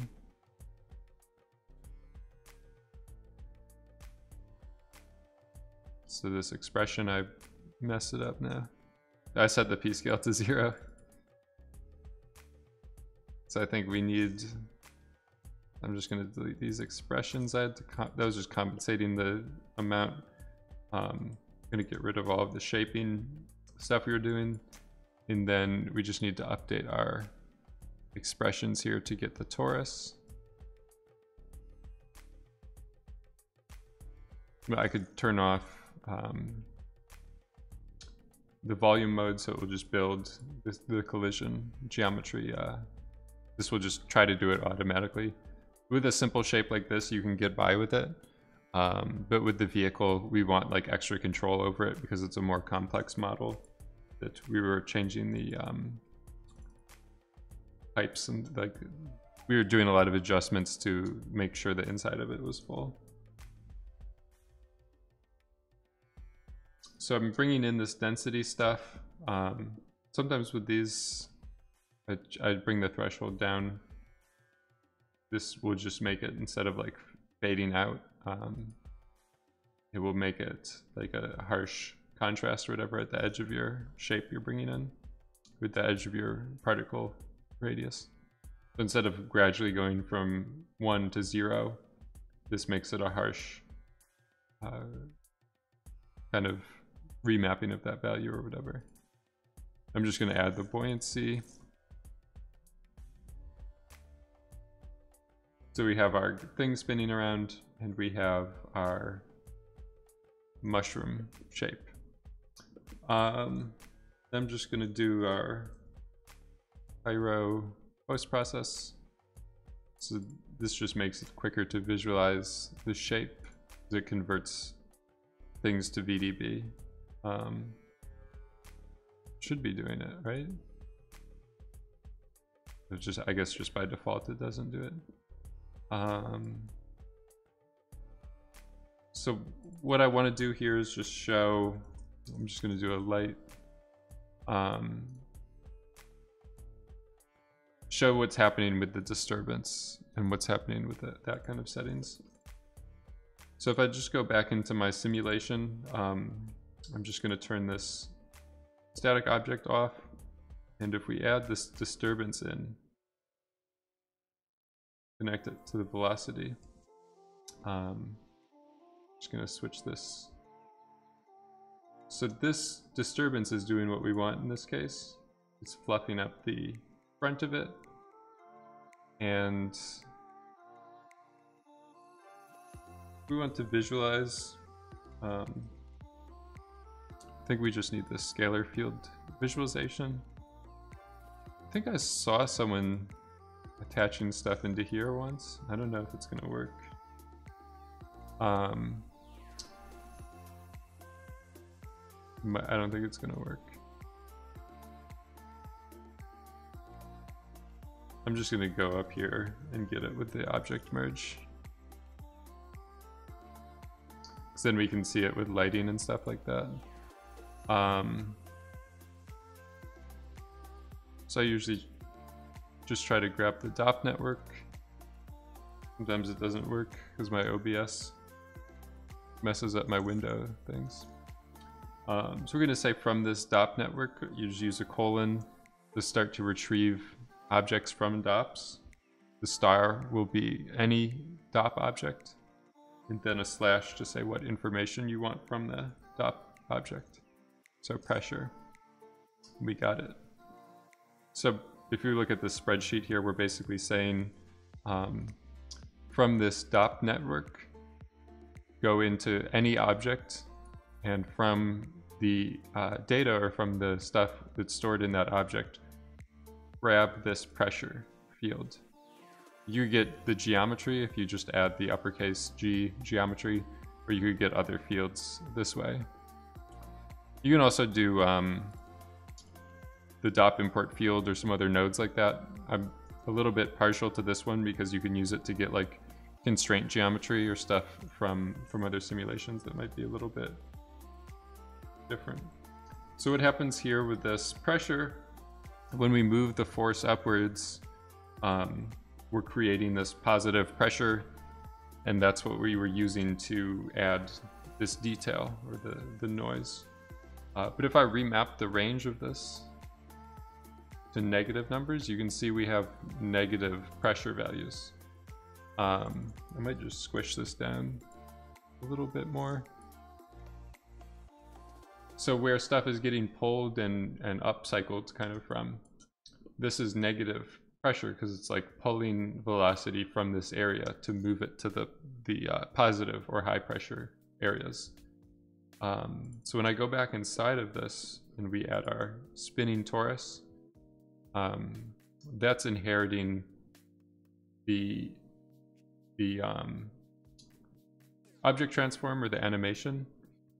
So you can see in certain portions that add some negative pressure values, or it clears out things, and that like destroys a lot of the motion or the detail that we wanted to have inside of the tips of these areas. So it just becomes a little too wispy. So that's why that is happening to our exhaust stuff. We kind of have a nice, somewhat interesting shape. This is pretty cool, but it's not necessarily what we want.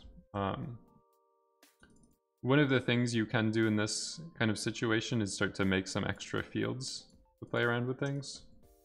So if I just do gas match field.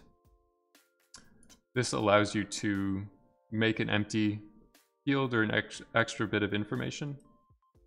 So if we look back here, the fields is just the DOP name for volumes. The side effects just calls them fields within DOPs. To clarify, if people are talking about a volume, they're talking about SOP geometry usually, or a field, they're talking about DOP geometry, but it becomes just a bit confusing. But this just allows you to add extra fields, extra grids. So I'll plug it in here. What I want to do here, this is the name of the new field. We'll do pressure. But what I want to do is compute something from this pressure. I want to compute the gradient, so I'll just say grad. The reference fields, we can just do density as like the standard one. And then the gradient is going to be a vector. It's like a direction, it's not just a strength. The rest of the stuff, I think we can just leave it the same. And then this analysis.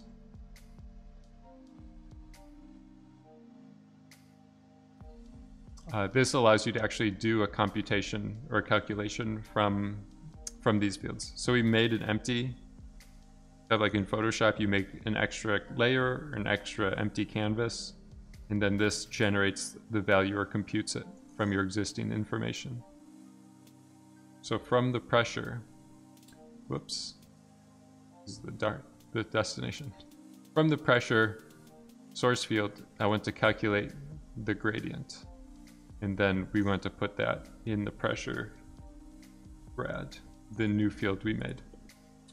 I also keep preferring to link these to OpenCL. So this math, the analysis we're performing is getting calculated on your graphics card, and it becomes a bit quicker. So now if I play everything, it works, no warnings. If I was to bypass this, I guess this one still thinks it's working. But basically it doesn't have a destination field to store things in. If I go up here to the object level, I try to retrieve the pressure grad. This guy is complaining and saying that data doesn't exist. So if I go back and turn our match field back on, now it's able to make it and it can visualize it. So you can see, because we're doing a gradient, it's the 3 different numbers. So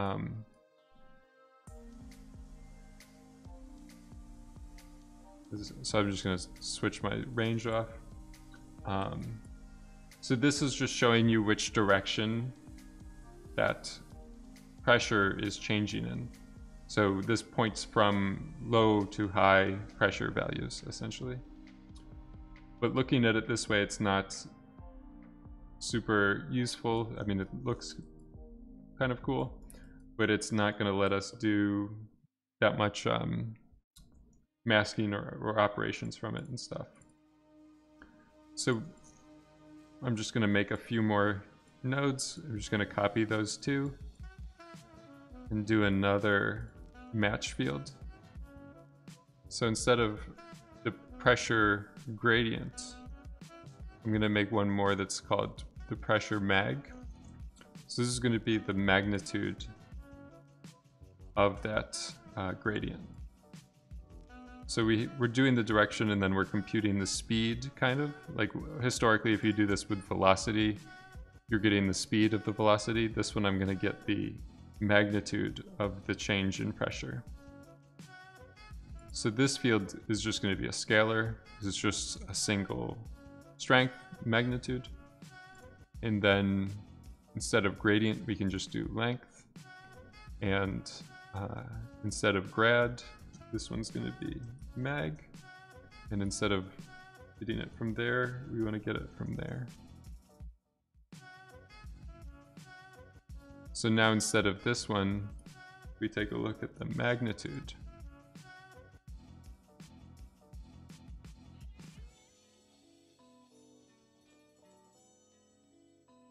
Now you can see we just have a single value, and instead of this going from like positive to negative numbers, this will change. This will just tell you where the pressure is changing. So not only do we get like more of a uniform value, but we don't have to worry about the high negative and positive pressure. Extradite is busting out the brain. So if I just switch this back to pressure, you can see the problem we were having before. We had high pressure area where our exhaust or the smoke was coming out of the tires, but the vehicle was whipping around and creating this negative pressure where it was pulling smoke with it. So as this thing was whipping around, all of this territory behind it gets negative pressure because it's kind of wiping all of the velocity with it. So just to fix that up and have more of a uniform area where we're applying that disturbance, instead of relying on high pressure areas only, we can switch this now and look at just where the pressure is changing, which just gives us a little bit more area. And then of course, doing the range, when we apply this stuff, we can do remap to kind of just narrow a band or a subset of this information or a space that we want to be selecting or injecting disturbance into. So if I go back into this DOP network, we can connect our disturbance again. I'll just leave it right now with the control field is pressure, and we'll just play it. I'm going to turn on the moving thing. So at the start, this is making pressure, which is good. But as this spinning disc, the spinning ring whips through, it's making the negative pressure in some areas. So just overall, it makes it harder for our disturbance to know where to add detail to things.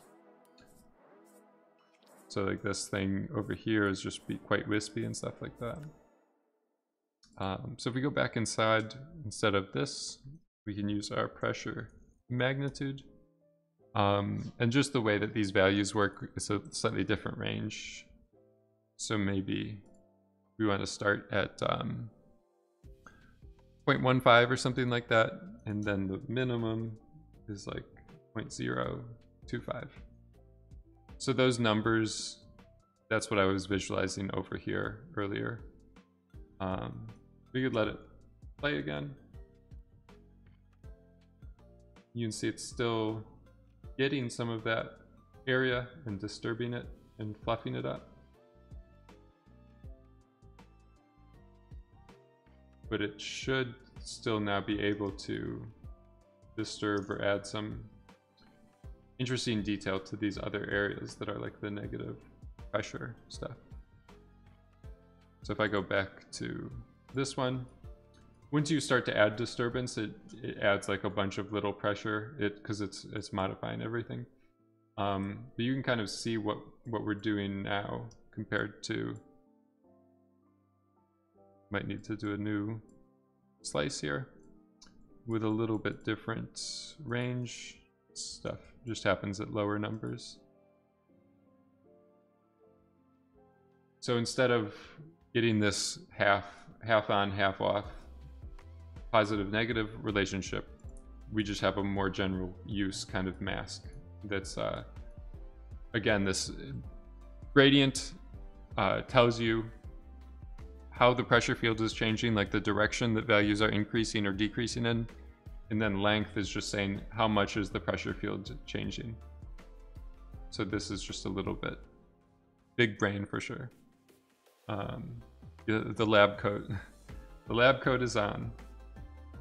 So so if we want to accentuate this even more, we might go up to like 25 and we should see it getting applied even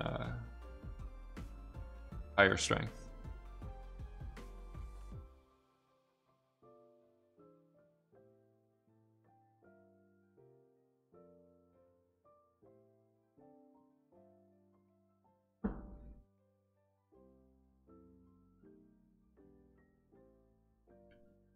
So even this kind of area before that was perfectly smooth, where did you get that one?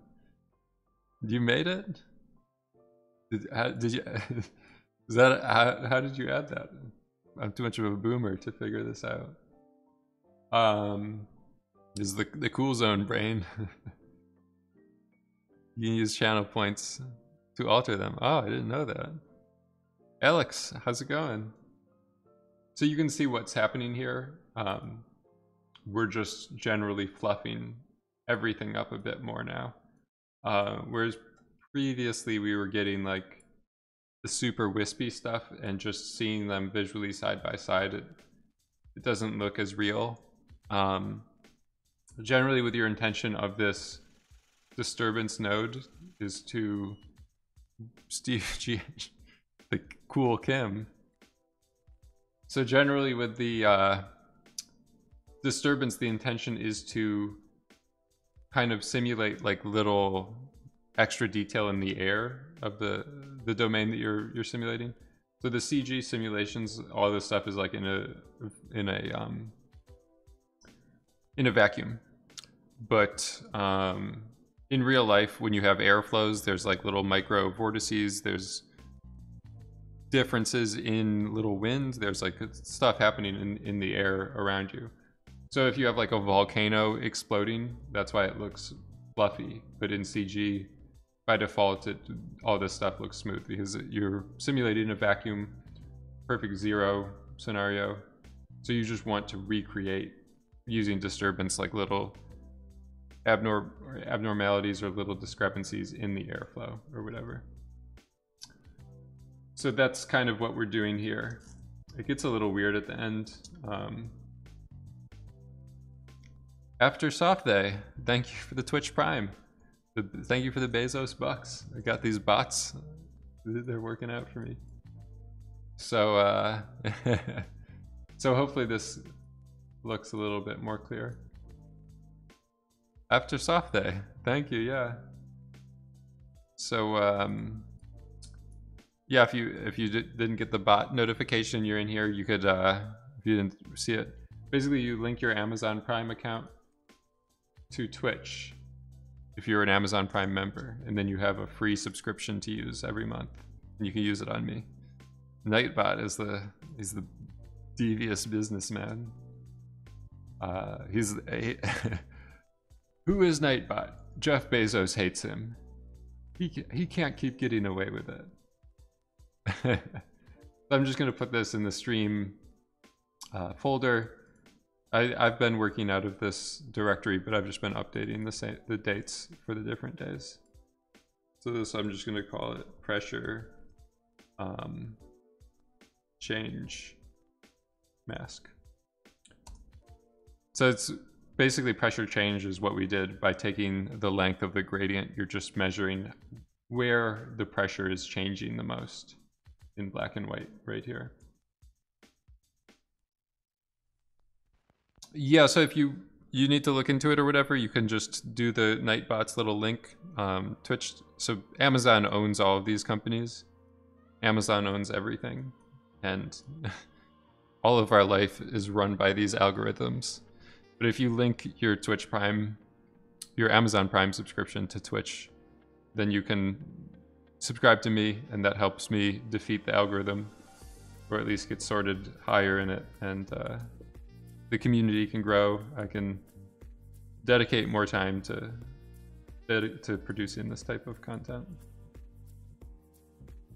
Yeah, if you might already have like a gift sub or something like that, so it might be a little bit, I think that makes it a little bit more confusing to like stack them up or whatever. But yeah, the subscriptions help me out, and I'm looking into making some more benefits and stuff for the subscribers. Right now, all the tutorials I make, you'll get shout out at the end, and that helps everyone. I just want to go back into that file real quickly. I'm just going to do Houdini with this -n flag, so that just means like never cook. I'm just going to copy those nodes so I can pull them right into the scene we're currently working on.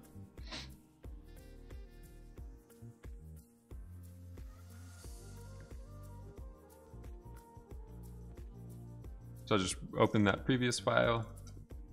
And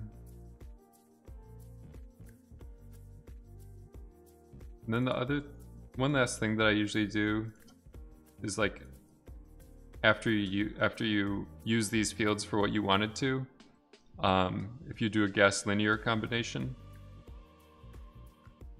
I'm just going to grab the expression and paste the expression. If you take this gas linear combination and just put your field in here, you can set this to whatever you want. It doesn't really matter. I usually set it to copy though, just to, I think it is more straightforward. This will just zero the field out or empty it out. So if you think like these fields are already, I'm in manual mode. I could show it maybe. This is kind of an important thing as well. So if you, yeah, we're going to be rendering this not today, but eventually people are talking about some sparks or doing some stuff like that. So we'll try to get it happening maybe this weekend. We'll see how far we get with the look of things right now. So the reason people do this gas linear calculation or the gas linear combination, if you look inside of the smoke solver or some of the tools that Side Effects does, they use these. So I just moved the time thing forward. And the reason to do this is because it reduces the memory consumption of these fields. If they're all storing a 0 value, just copying them to clear them out. Both of these pressure gradient and velocity fields are vectors. So they should be storing the same data type. But if I look in this spreadsheet, still have the lab coat on, I still have the brains are out. If we look at this velocity mem usage, you can see how much memory the velocity field is taking up. I think this was in like kilobytes or something. Maybe. I think that's what it is. But so if we just remember like 217 million, and then we go to the pressure gradient, this is taking up a lot less. Pressure mag is taking up 72 million or something like that, but this one is taking up just 360,000. So doing this, if I don't do it and just go forward a little bit, we can look at the same information. So if you're doing OpenCL, you don't want to make a bunch of extra fields and leave values in them. So if I go back here and look at that pressure gradient, before we got it down to just like 360,000 memory usage, but now it's all the way back up several million.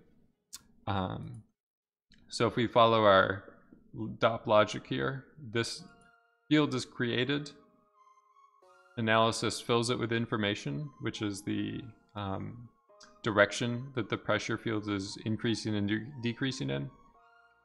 We go down, our other field is created and filled.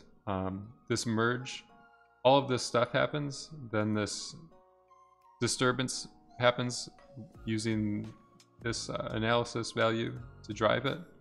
And then after all of this stuff happens, then we clear out pressure grad. We could also clear out the pressure mag if we wanted to. It depends if you want to visualize it in SOPs or not. But that's the reason you see these gas calculates. If I go into a something like the vortex confinement. We just unlock this. You see they're doing the same thing with the gas calculate. You can use either gas calculate or gas linear combination. I usually use the linear combination because it has the OpenCL checkbox on it. But any temporary field they're making to do their analysis, they just don't want to keep this information in your memory. So just forget about it after we use it for its purpose. It was a temporary field, intermediary field that we don't need the final result hanging around forever for. Super technical is probably not that useful for people, but I figured I might as well complete this setup or whatever for its full potential. So we'll just say this one, we'll do clear memory pressure grid. And as well, we're going to clear pressure mag. If I wanted to disable, you can just bypass it like that, but it's just a little bit more clear for what's going on. So I'll just highlight those nodes. I'm gonna save this scene again. We can go back into our vehicle. And then instead of just our more basic gas disturb, you can usually get away with this if you're doing just like an explosion or something that doesn't have collisions sweeping or blowing stuff around. But that negative pressure will kind of hurt you if you're just relying on that. We have some people that are thirsty to learn some low-level DOPs. Yeah, it's nice. I mean, the memory usage stuff is super nice if you're doing OpenCL stuff. But this kind of situation is a pretty unique. It's a rare one, but hopefully people will find it useful. Yeah, so we've just transported. This is like a little tool. You could even do like Shift-C and wrap this up into your own little like custom pressure, change in pressure method of disturbance if you wanted to. I usually just leave these open. Visually I can see all the steps this way and know what's going on. I don't like to like go inside and outside of networks that much if I can. Gives me arthritis in my hands from clicking and scrolling around, jumping in and out of stuff too much. So I think we can leave this stuff at the values that they're at. I'm gonna close this scene. We don't need it anymore. I'll leave the pressure magnitude value in just in case we want to visualize it for right now.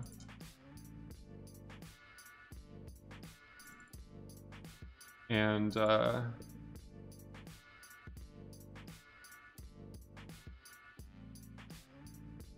might just do another flipbook with those changes and see what kind of difference we get. So the only thing that has changed between these two flipbooks is just the disturbance method using the control field. So no other sourcing properties have changed, no other forces have changed, and we'll just visually see the differences we get. It's a gem. Yeah, there's a lot of interesting little tricks you can do with microsolvers to enhance or add little masks and stuff like that to the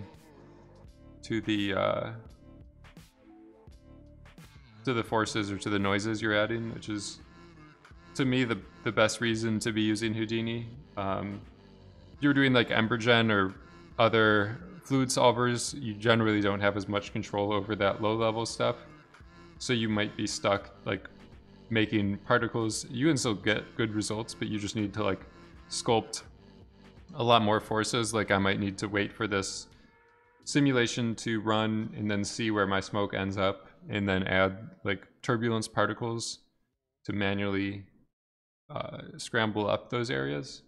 But it's just more of a destructive kind of workflow, is you have to manually like sculpt a lot of your noises, and these using the pressure, like deriving, selecting procedurally the specific areas of the simulation you're interested in enhancing or manipulating, you'll get like a little bit better results because it's derived from the simulation. It's not something you've sculpted and added. And then it's also just more, you can be lazier. You don't need to spend time sculpting and defining extra forces per setup. Like I could use this little routine on other effects. If it's a bird that's flying around and doing similar stuff with negative and positive pressure, I can still use this technique. I don't need to sculpt a bunch of new forces for that situation. So you can see already we're getting a little bit better breakup of this exhaust. Like that's one thing, when this guy drives in, he's already just leaving a big swath of like negative pressure behind him. So that might have been one reason that our earlier method of disturbance application was missing some of this area.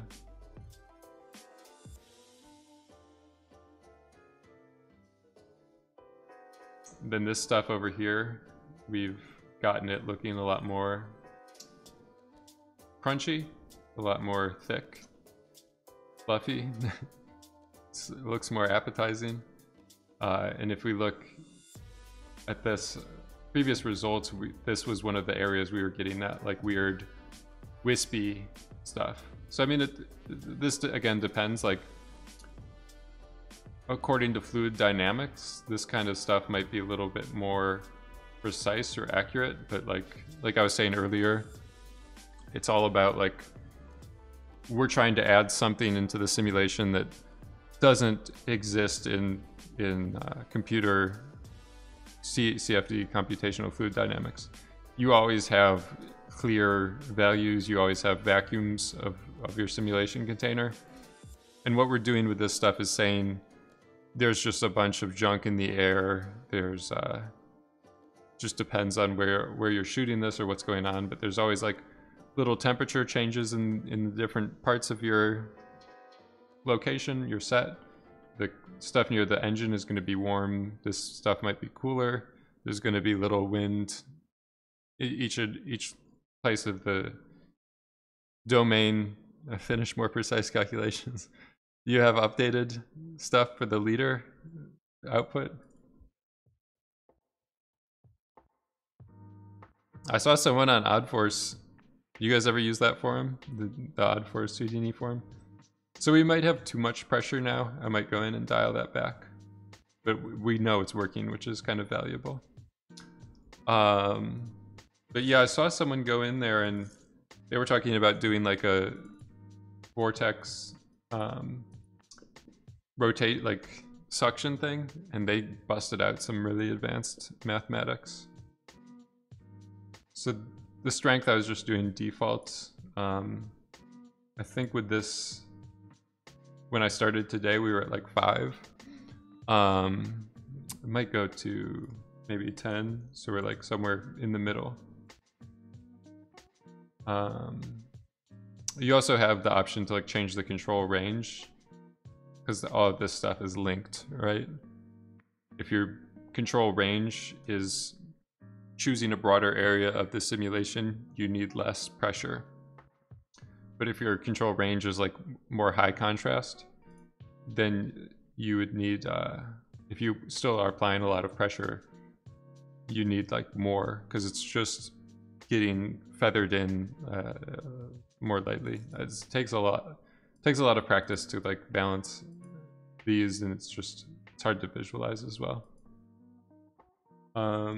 But we'll try this again. Just do another flip book.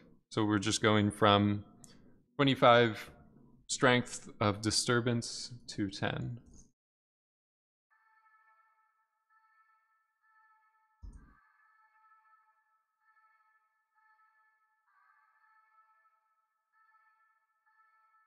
Ooh, there it is. 8,500 RPM becomes its rotations per second. liters of gas exhausted per second.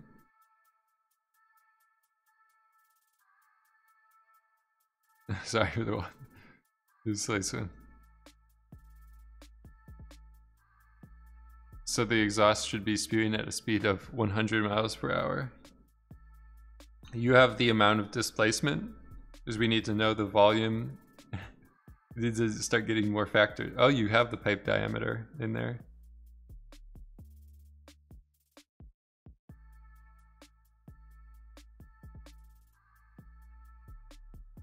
Yeah, this is a super... You must be are you a math professor by trade? These are super nice to have, especially if you do... one of the things I was thinking about adding with that grains tutorial is like maybe a separate section or a quick tip on like doing breakdowns for your effects. But this kind of stuff would be super nice if you included this in a breakdown of your during a demo reel or stuff. If you showed that applying for a job, you'd probably get hired immediately. But I was going to talk about with that grain guy doing like a visualization of like eight different transforms of that guy, where one character, just you're visualizing like the releasing of the chunks with like a color change. Another visualization might just be the centroids of the character that I was doing with that fuse node in the tutorial. Cruise line design with engineering background. So you're calculating a lot of the nautical properties of the ship engine, the cruise ship motors and stuff like that.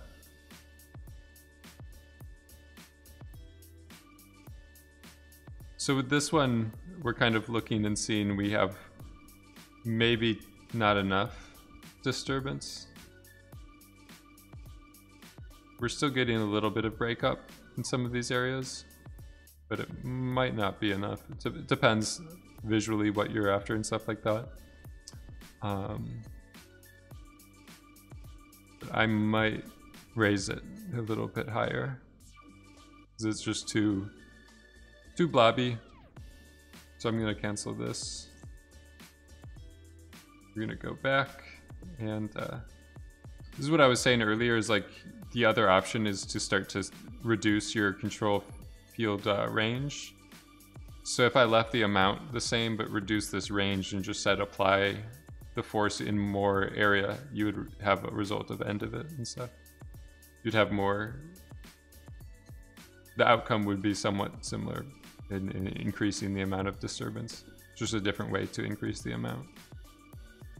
So right here, I'm just gonna go from 10, I think 25 was where we were before. So I might do something like 16.5, kind of taking the equidistant, not necessarily half, but somewhere close to half.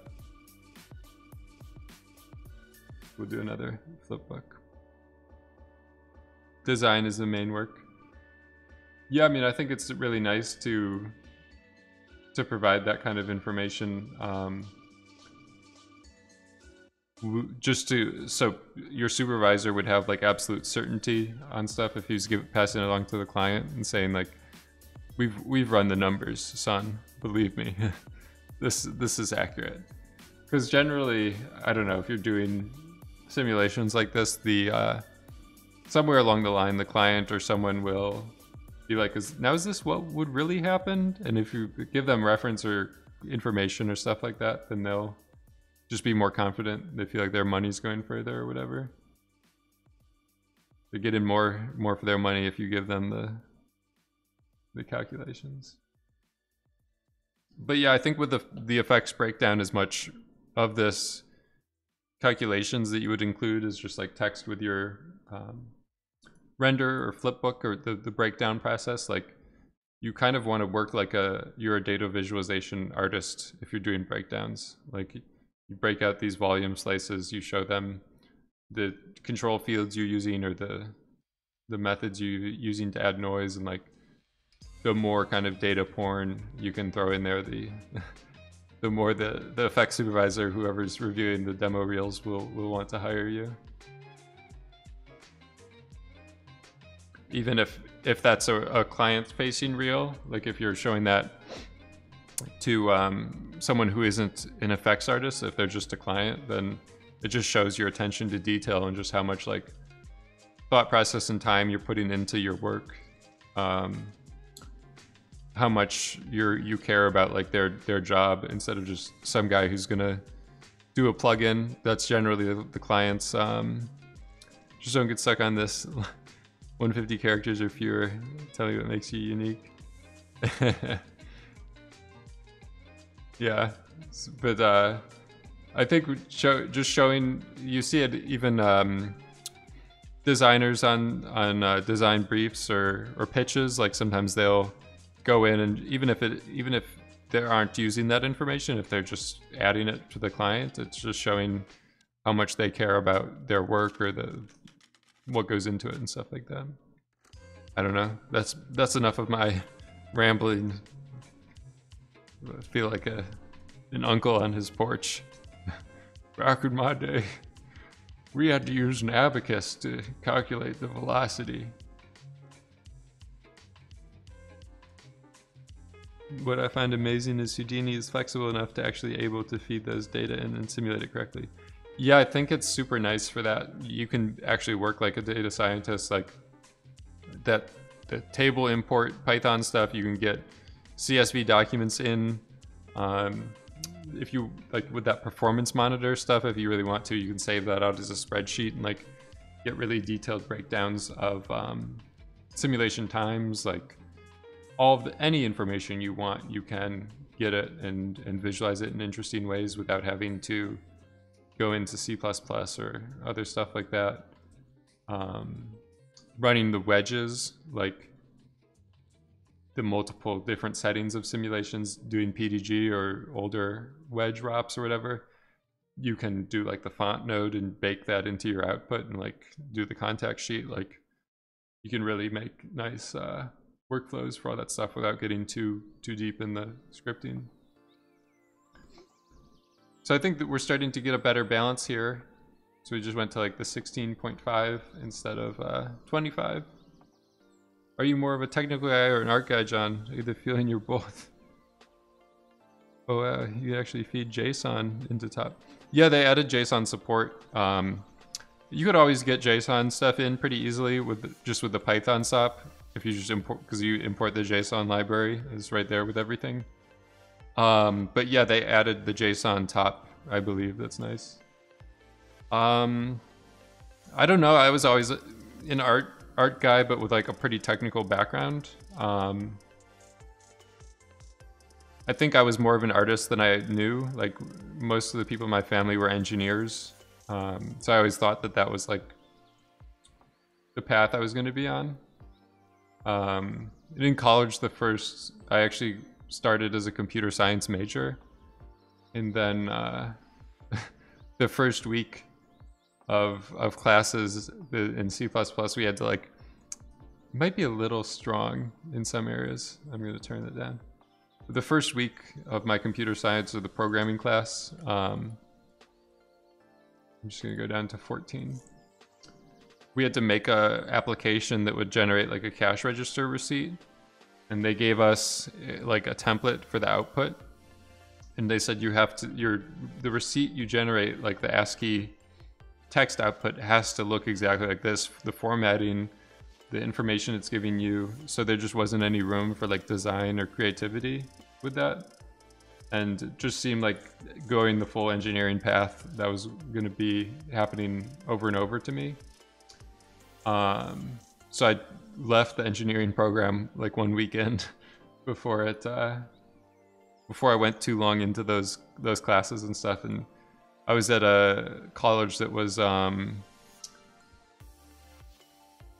don't know what you would call it, but they had there's a name for it, I can't remember it right now, but they had all the other programs. It wasn't like a trade school or specialty in just engineering.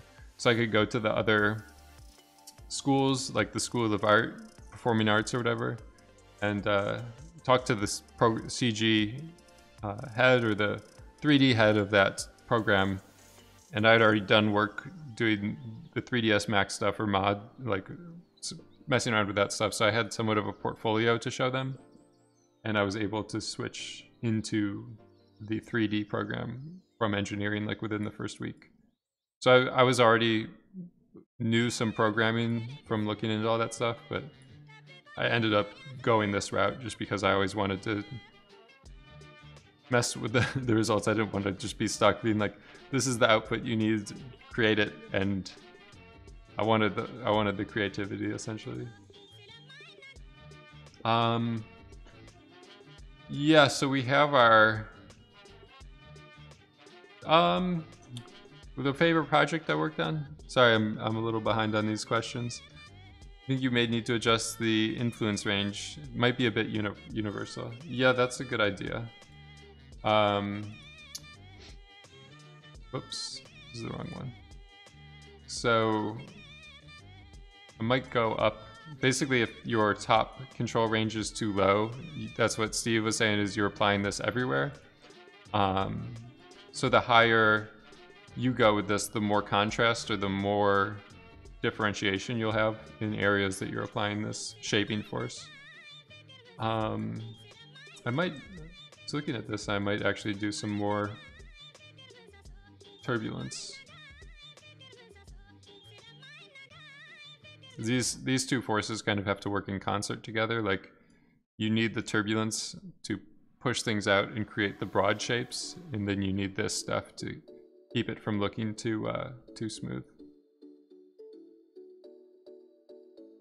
The favorite project I worked on, there's certain like personal projects I've done, but I don't know if maybe the most recent one I did was I'm trying to find time to do more of this kind of stuff, but like this, I really like this one. I don't know, just like I've been doing a good amount of photography in my free time and stuff, and like just being able to go in and do this kind of stuff is, I don't know, I really enjoy it. More of that, where it's just like you show something to someone, they're like, oh, this is super abstract, but it looks really cool, and like I immediately understand it. I don't need more explanation behind it. Like the images just kind of speak for themselves or whatever. So I'm gonna go in and make this expand my domain.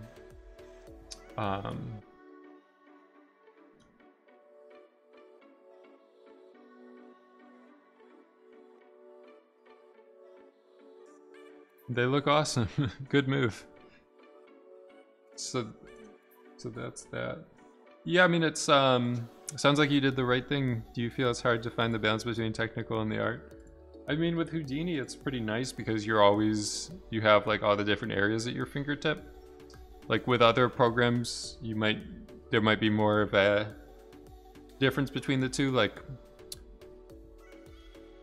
certain people make art just using programming languages like C or C++ or stuff, and like that you're still doing creative things, but you definitely need to like switch gears in your head more, where you're like sketching out what you want it to look like, and then you're going into the thing and debugging and just typing code and staring at a text editor, and then you're like going back and forth. But Houdini is really nice because you never have to compile this stuff. Like the low-level C programming languages, you have to run this and it will either build or fail, and like that step can take like an hour, and it just really breaks your like flow of stuff.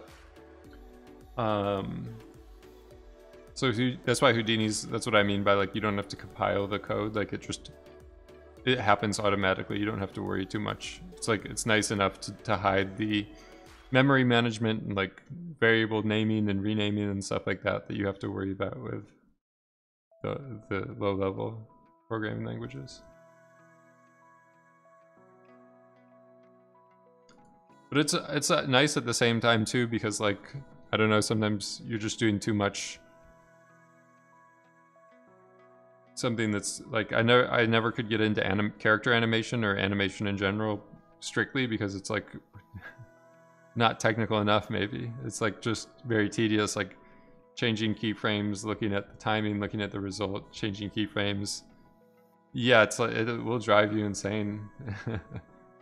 Especially, I don't know how they do it. Like, I always imagine myself as a character animation and going to a dailies or something, and then you get notes, and basically like in your head you're like, so everything I just did, I'm deleting all of those keyframes and starting from scratch basically. And to them, I don't know, they enjoy it. Yeah, change all the keyframes. But they enjoy it. But yeah, for me, I was always like never dialing it in. Rigging, I was always a bit afraid of rigging because it does get so technical. So I'm just looking at the differences here. I expanded the domain. We were getting like some clipping earlier. I think some of this stuff here is hitting the wall closest to us. So I think we're doing that. I increased the control range area, so we're looking at we're applying less uniform disturbance. Like the areas with less pressure change should get a little less disturbance applied to them. So we should be getting a little bit more variation in smoke qualities. You just have your ranges squished too low, like visually you'll just see everything looks pretty fuzzy or pretty blocky. So hopefully that change we'll get a little bit more variation in disturbance and fluffiness. We're like 3 minutes in for 3 seconds of animation, doing a minute for every second of simulation. It's not terrible. I mean, it's a good pace to be at, but I'll let it keep going. I'm gonna get some water. This should be done in a couple more minutes.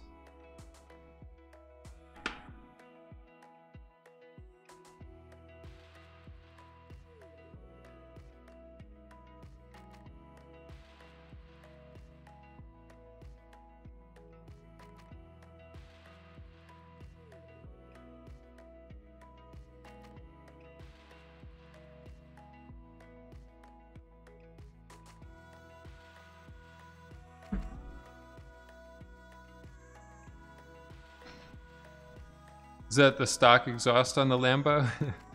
I think so. It's just a model that I got from, if you go to the Arnold learning scenes or whatever. They have a vehicle. I think this was an older image that went with it, because I think this is a Porsche, or it looks a little bit different. The body has this is a lot more angular, and this has some more curves to it. But yeah, I just clicked on this and I downloaded the model and brought it in or whatever. So I don't know if it didn't come with like a special edition number or anything like that. So I think we're getting a better balance. Steve GH sniped it again. This was the reason here, is like too much booyah, too much disturbance everywhere, and you just kind of destroy the underlying shapes or the motion. I might have made my turbulence too high when I was messing around with that, but when you have stuff just right, you're kind of on this nice balance where like things can evolve and produce new bubbles or new clouds kind of, and then you're just balance. It's a really hard balance to get. It takes a lot of like iterations, but you generate some new larger things, and then you just apply enough disturbance to erode or to kind of chisel some more detail in there.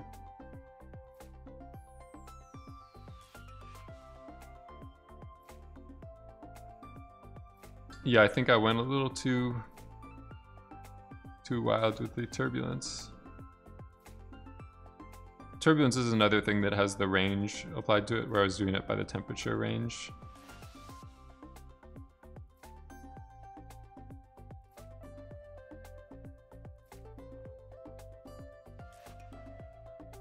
All right, I'm gonna go in and change that stuff around. So with the turbulence, I think I just went a little too high. What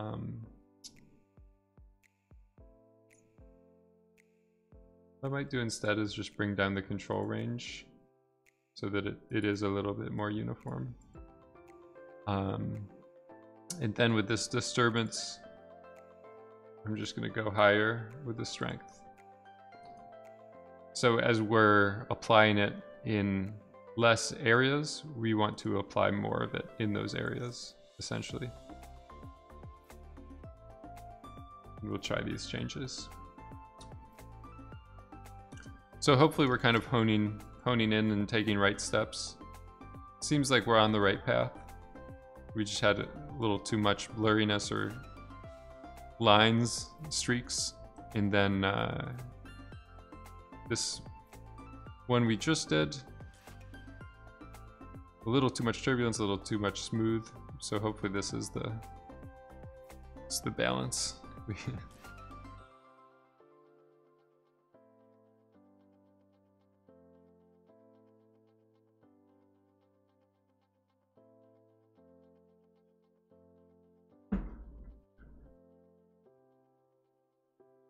You guys were talking about the calculations earlier. This is the thread that I was talking about where this guy, he has the equation where he's saying the likely result of linear tangential velocity increasing while the centripetal force remains the same. Force equals motion velocity squared divided by radius. He broke this down in the proper mathematical terms. How much will price drop on the RTX 8000 when the new cards come out? It will probably drop a little bit. The high-end ones tend not to decrease that much because like they're more for data science or stuff like that where people need the larger memory. They already did release one. What is the new? It's like Ampere is the new stuff. But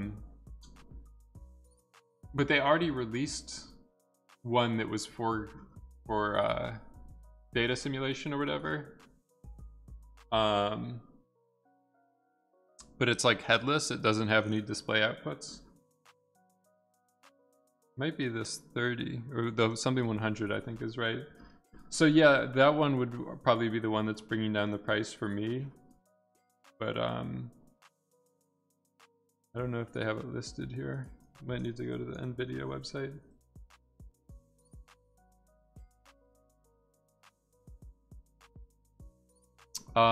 But yeah, I mean, I kind of assumed when I bought mine I wasn't going to resell it, or at least not that quickly. I might add another of the 3080s or 3080s or whatever the new one is. Like, I might add that for redshift rendering. And just to increase the speed and stuff, but for a new one mainly for OpenCL, I probably wouldn't upgrade that for another like 3 or 4 years or something. Kind of just the commitment you have to make when you're going high end. You know you're gonna have to hold on to it for a while. Was it a Quadro? I don't even know if they list it.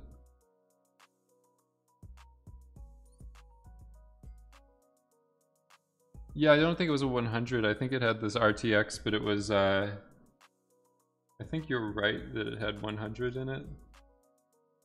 Their naming stuff is kind of scuffed.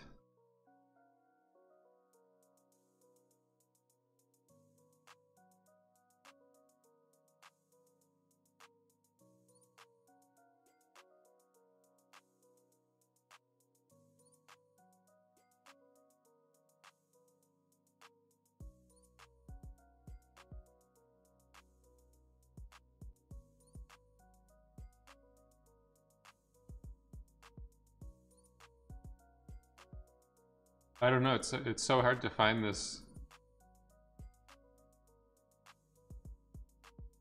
It's so hard to find this information because it's it's like such a specialty item that not a lot of people talk about it.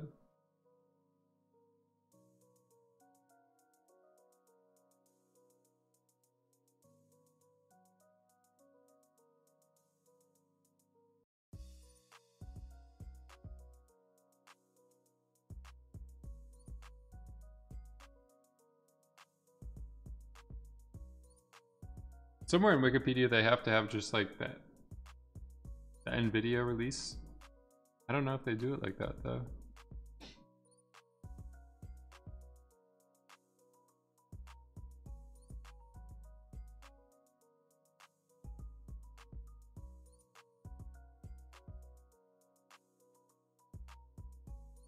A100. Yes, I think it's pretty expensive. But yeah, it has a lot of, they had a P100 for Pascal. Yeah, that makes sense.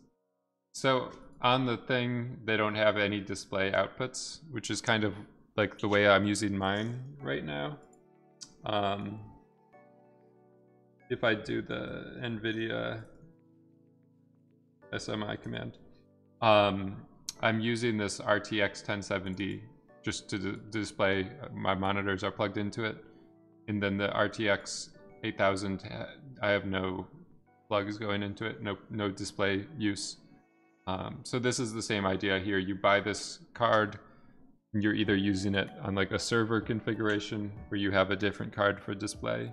This is just for the high performance OpenCL stuff. But yeah, it looks like it has a little bit less memory. That probably shouldn't be a problem. The power is the same, but the the fire, it's the heat. So this stuff is looking, I think it's looking better. Just that turbulence, like if it's too noticeable at the end. It's nice to break up some of that stuff. It might even still be a little bit too strong. But the fluffiness is starting to get in that range that we like. Might want to go just a little bit lower with that. I'm gonna do one more. Gonna run one more tweak. So the turbulence, gonna reduce that, and might just go down to 1. And then with this one, I might just go down to 0.3 to flatten it out a little bit to try to apply it in some more places. We'll go with that.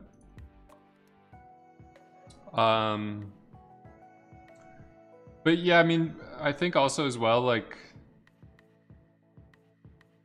with these, my main concern is for doing OpenCL simulations. My main concern is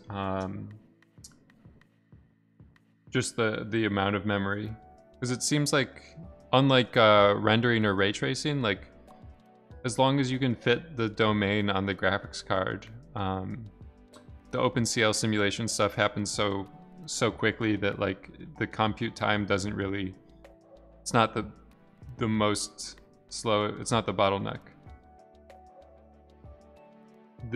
If we looked at a performance spreadsheet or something of this simulation, the majority of the time would probably just be like copying the volume from the one graphics card to the computer memory and then displaying it using the other graphics card. It's just the way that Houdini is configured, is you can't. It will always happen even if you just have one GPU. It still copies it to RAM and then goes back to display. It's a bit of just the way that their architecture is or whatever. But we are, I remember we are in the science and technology category today. I'm doing it justice. I was just trying out a different stream category, but I ended up, the lab coats are out today. So I'm hoping just to get a little bit better detail and stuff with this. It's probably going to be the last, unless there's any like really glaring errors, this is probably going to be the last tweak, or the last test I run for today. But I think we did it. It's getting to the point where we didn't make a ton of like noticeable progress. We did add the exhaust blast. It's a nice detail to have. And then we've just really went in and refined a lot of the shaping that we spent. A lot of the time we spent was just changing our disturbance method. It was really important for this kind of effect to get like a nice fluffy look applied everywhere. Before we were, thank you. Yeah, don't be too generous with your compliments yet. We still have, hopefully this result looks good. But yeah, so just that the big change or the big thing to take away today is that high pressure, low pressure stuff. Looks great so far, at least. we're on the right track.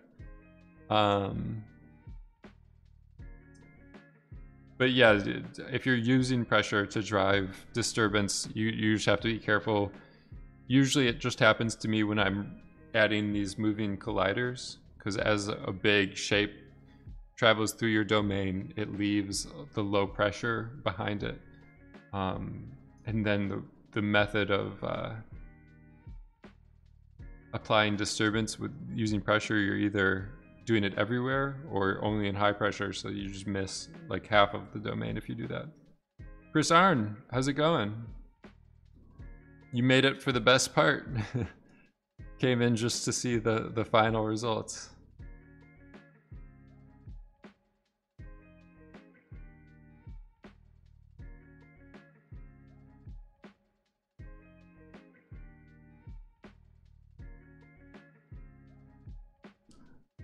But yeah, I think this, I don't know, I want to spend some more time and do more of this. This somehow the same image. I put it in twice on my thing. This stuff here is just for fun, the tire stuff, and then this stuff as well was just for fun. So basically with this, I was trying to get a more versatile portfolio together, kind of like getting more into design type of work and less like, seems like it's just kind of easy being an effects artist, like getting typecast for that, where you wouldn't get hired. Like I wanted to try to just be more of a generalist with this and get more projects where I could be doing more lighting and stuff. Like if you, the typical effects artist who's worked at like a big, like Sony ImageWorks for 10 years, it might be more difficult for them to take on a project fully by themselves. That's like, they would need to light it and composite it. But if you have more work like that, the client or whoever is bringing you in for the job would just have more faith, or they would be more confident about letting you do the rendering and lighting and stuff like that on your end. So especially the way things ended up now with like more people working remotely, it seems like it would be more fun to do all the aspects of the project instead of like spending a day transferring VDB files for someone else to light, and then like you realize the values in them aren't I don't know, I could just imagine some horrors happening. Like typically if that happens at the facility, you can just cache another file and that will be fixed, but stuff going remotely has to be a lot of issues like that now. So I think this shapes we're getting are so far better. We fixed some of the odd turbulence juts, stuff jutting out. We're getting some nice balance of disturbance so far. The geometric landscapes are beautiful. Hope you get some cool work from it. Yeah, I think that's part of it. But also just being able to do your own projects that you can share and you have complete ownership over is like nice as you're growing as an artist or whatever, just so you can have work to point to and just be like, I made this, every aspect of it. Like that's always a nice nice thing to be able to say about a project, instead of the other thing is like with those effects, like I always just had my effects demo reel, but showing that to some people, they'll look at it and just be like, well, what did you do? Because it's like just clips from a movie. Like, it's very hard for them to know what you actually made in it, or some people get nervous hiring you if they're like, well, all this, the end result looks great, but how much of it was like the lighting department, how much of it was the compositor, how much of the original design was like the cinematographer that framed a shot really well. Like, I don't know, that to me was the main driver of doing that kind of stuff.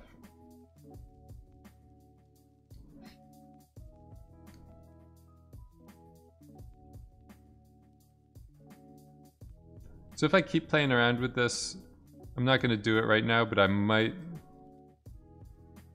just increase that disturbance amount or reduce the range a little bit more. We still have some smooth stuff, but overall this stuff right here is like beautiful. It's right in the range we want it before it was getting just a bit too hairy as it like whipped over the car. I know some awesome concept artists that do personal work together, which is awesome, but I don't really see it in the Houdini community. It just doesn't, I don't think it's that many people. There are some people doing like concept artist type works in the Houdini community. And then the people that are doing personal work are usually, because they're effects artists or they're Houdini, they're usually like just doing simulation R&D type stuff. But yeah, it's pretty rare to see people doing full projects or stuff like that. With Redshift and like more renderers and like everything becoming a bit more unified, like it seems more stuff seems to be heading into the generalist direction and less specialized as we move forward. So that might change, but historically Houdini was just too technical of like a software package, and a lot of the plugins, like you didn't have Quixel, you didn't have a lot of good shaders, like resources for shaders and stuff like that. So it was just, people would get stuck, or they just didn't have the resources to produce that.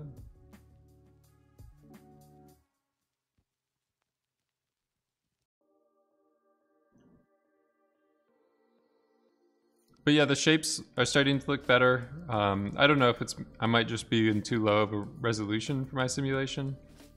It would be nice to just get a little bit more, might be a balance of both like reducing the range of my remapped field, or it might be just increasing the strength of my, I don't think it's increasing the overall strength because this stuff here is getting ripped up pretty nicely as it whips around. So it might just be reducing the range a little bit. It's like we're getting into an area where it's just really small adjustments to make if we're going to be messing with those forces. But this is definitely at the stage where you zoom out, the negative pressure areas look much better. Yeah, that was the big goal, is that like otherwise if you're just applying a positive pressure only with this kind of moving collider, you get just areas that look so different from each other, just breaks the effect immediately. Diener Daddy, I know who that is. The lack of good easy sculpting, rigging, and poly modeling definitely makes Houdini less attractive to traditional concept artists for sure. Yeah, I think that's a big part of it. Just the learning resources as well. Like, just it seems a big learning, a pretty steep learning curve for a concept artist. Like, just getting into Houdini is hard because it's like a concept artist needs to turn something around in 1 day or 2 days and generate like a final rendered image that looks like a photograph. So if you're just starting to do that in Houdini, it's getting a lot better for assembly and like doing all that stuff together. But yeah, it's the learning cliff meme of the like concave cliff front, where it's like you try to climb up it and you fall on your back or whatever.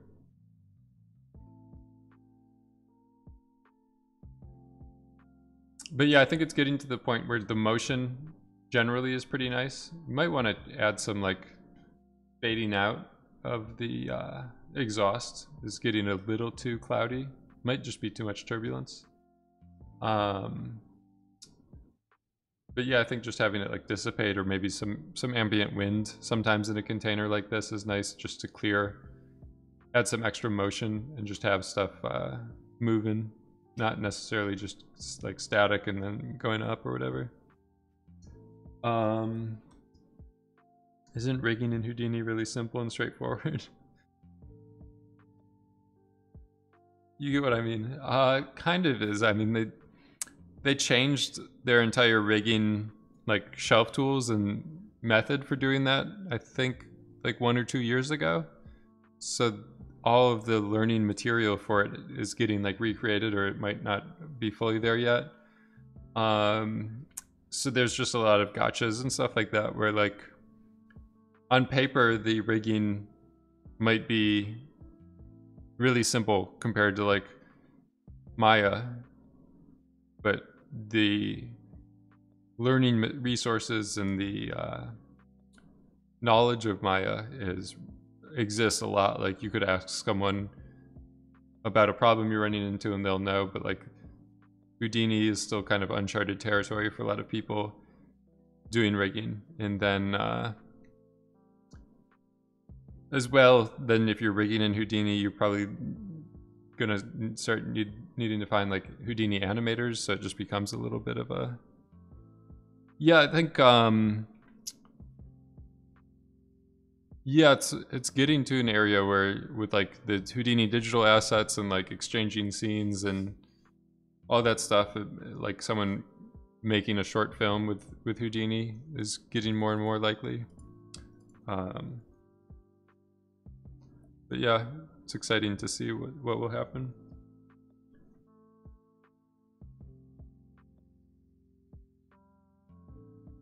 There was a project that that Side Effects did a while back, this Monstro. This one was using the old rigging tools and stuff, but this was produced by this Chris Romano guy. I think he's a effects artist who's at Sony. He's also like a filmmaker and stuff. So your favorite executive producer is in here. But this was all made, everything was done in Houdini. The rigging, the character animation, the effects. There he is, the cool Kim. So this is a pretty nice example, and this was like 5 years ago, so it's probably gotten to be a little bit easier, because this was like mantras. If you did Redshift, you'd probably get some better lighting and stuff. But yeah, this is a cool one to check out if you're interested in just seeing like what type of caliber of work could be created with just Houdini and nothing else. There's some odd areas of it for sure, but it's the Book of Life was all Houdini. Yeah, that was forget the name of that. There was the one CG place in like Texas or whatever that was doing a lot of their stuff in Houdini.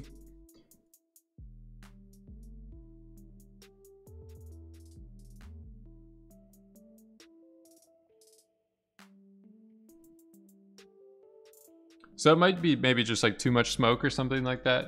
It's possible maybe I want to turn off that exhaust at a certain point, because it might just be filling too much stuff, and maybe doing some noise on the exhaust amount, or like making it, I think it was Corignan or Kieran maybe, forget who it was, but someone mentioned earlier that the smoke from the exhaust might be too thick, so that might be another thing to look at changing, is like the exhaust smoke is just 10% opacity compared to the regular smoke. But so it's 3 hours in. It's good. It's going to be wrapping it up for today, I think. So we'll be doing the cool zone on Friday. Taking a break from this. Spend a lot of days in a row just hammering away on this. So it'll be nice to take a break and just clear our minds, get a cool zone going. We'll see Jabram there. You'll be done with the Hulai by then. You do a little celebration for that.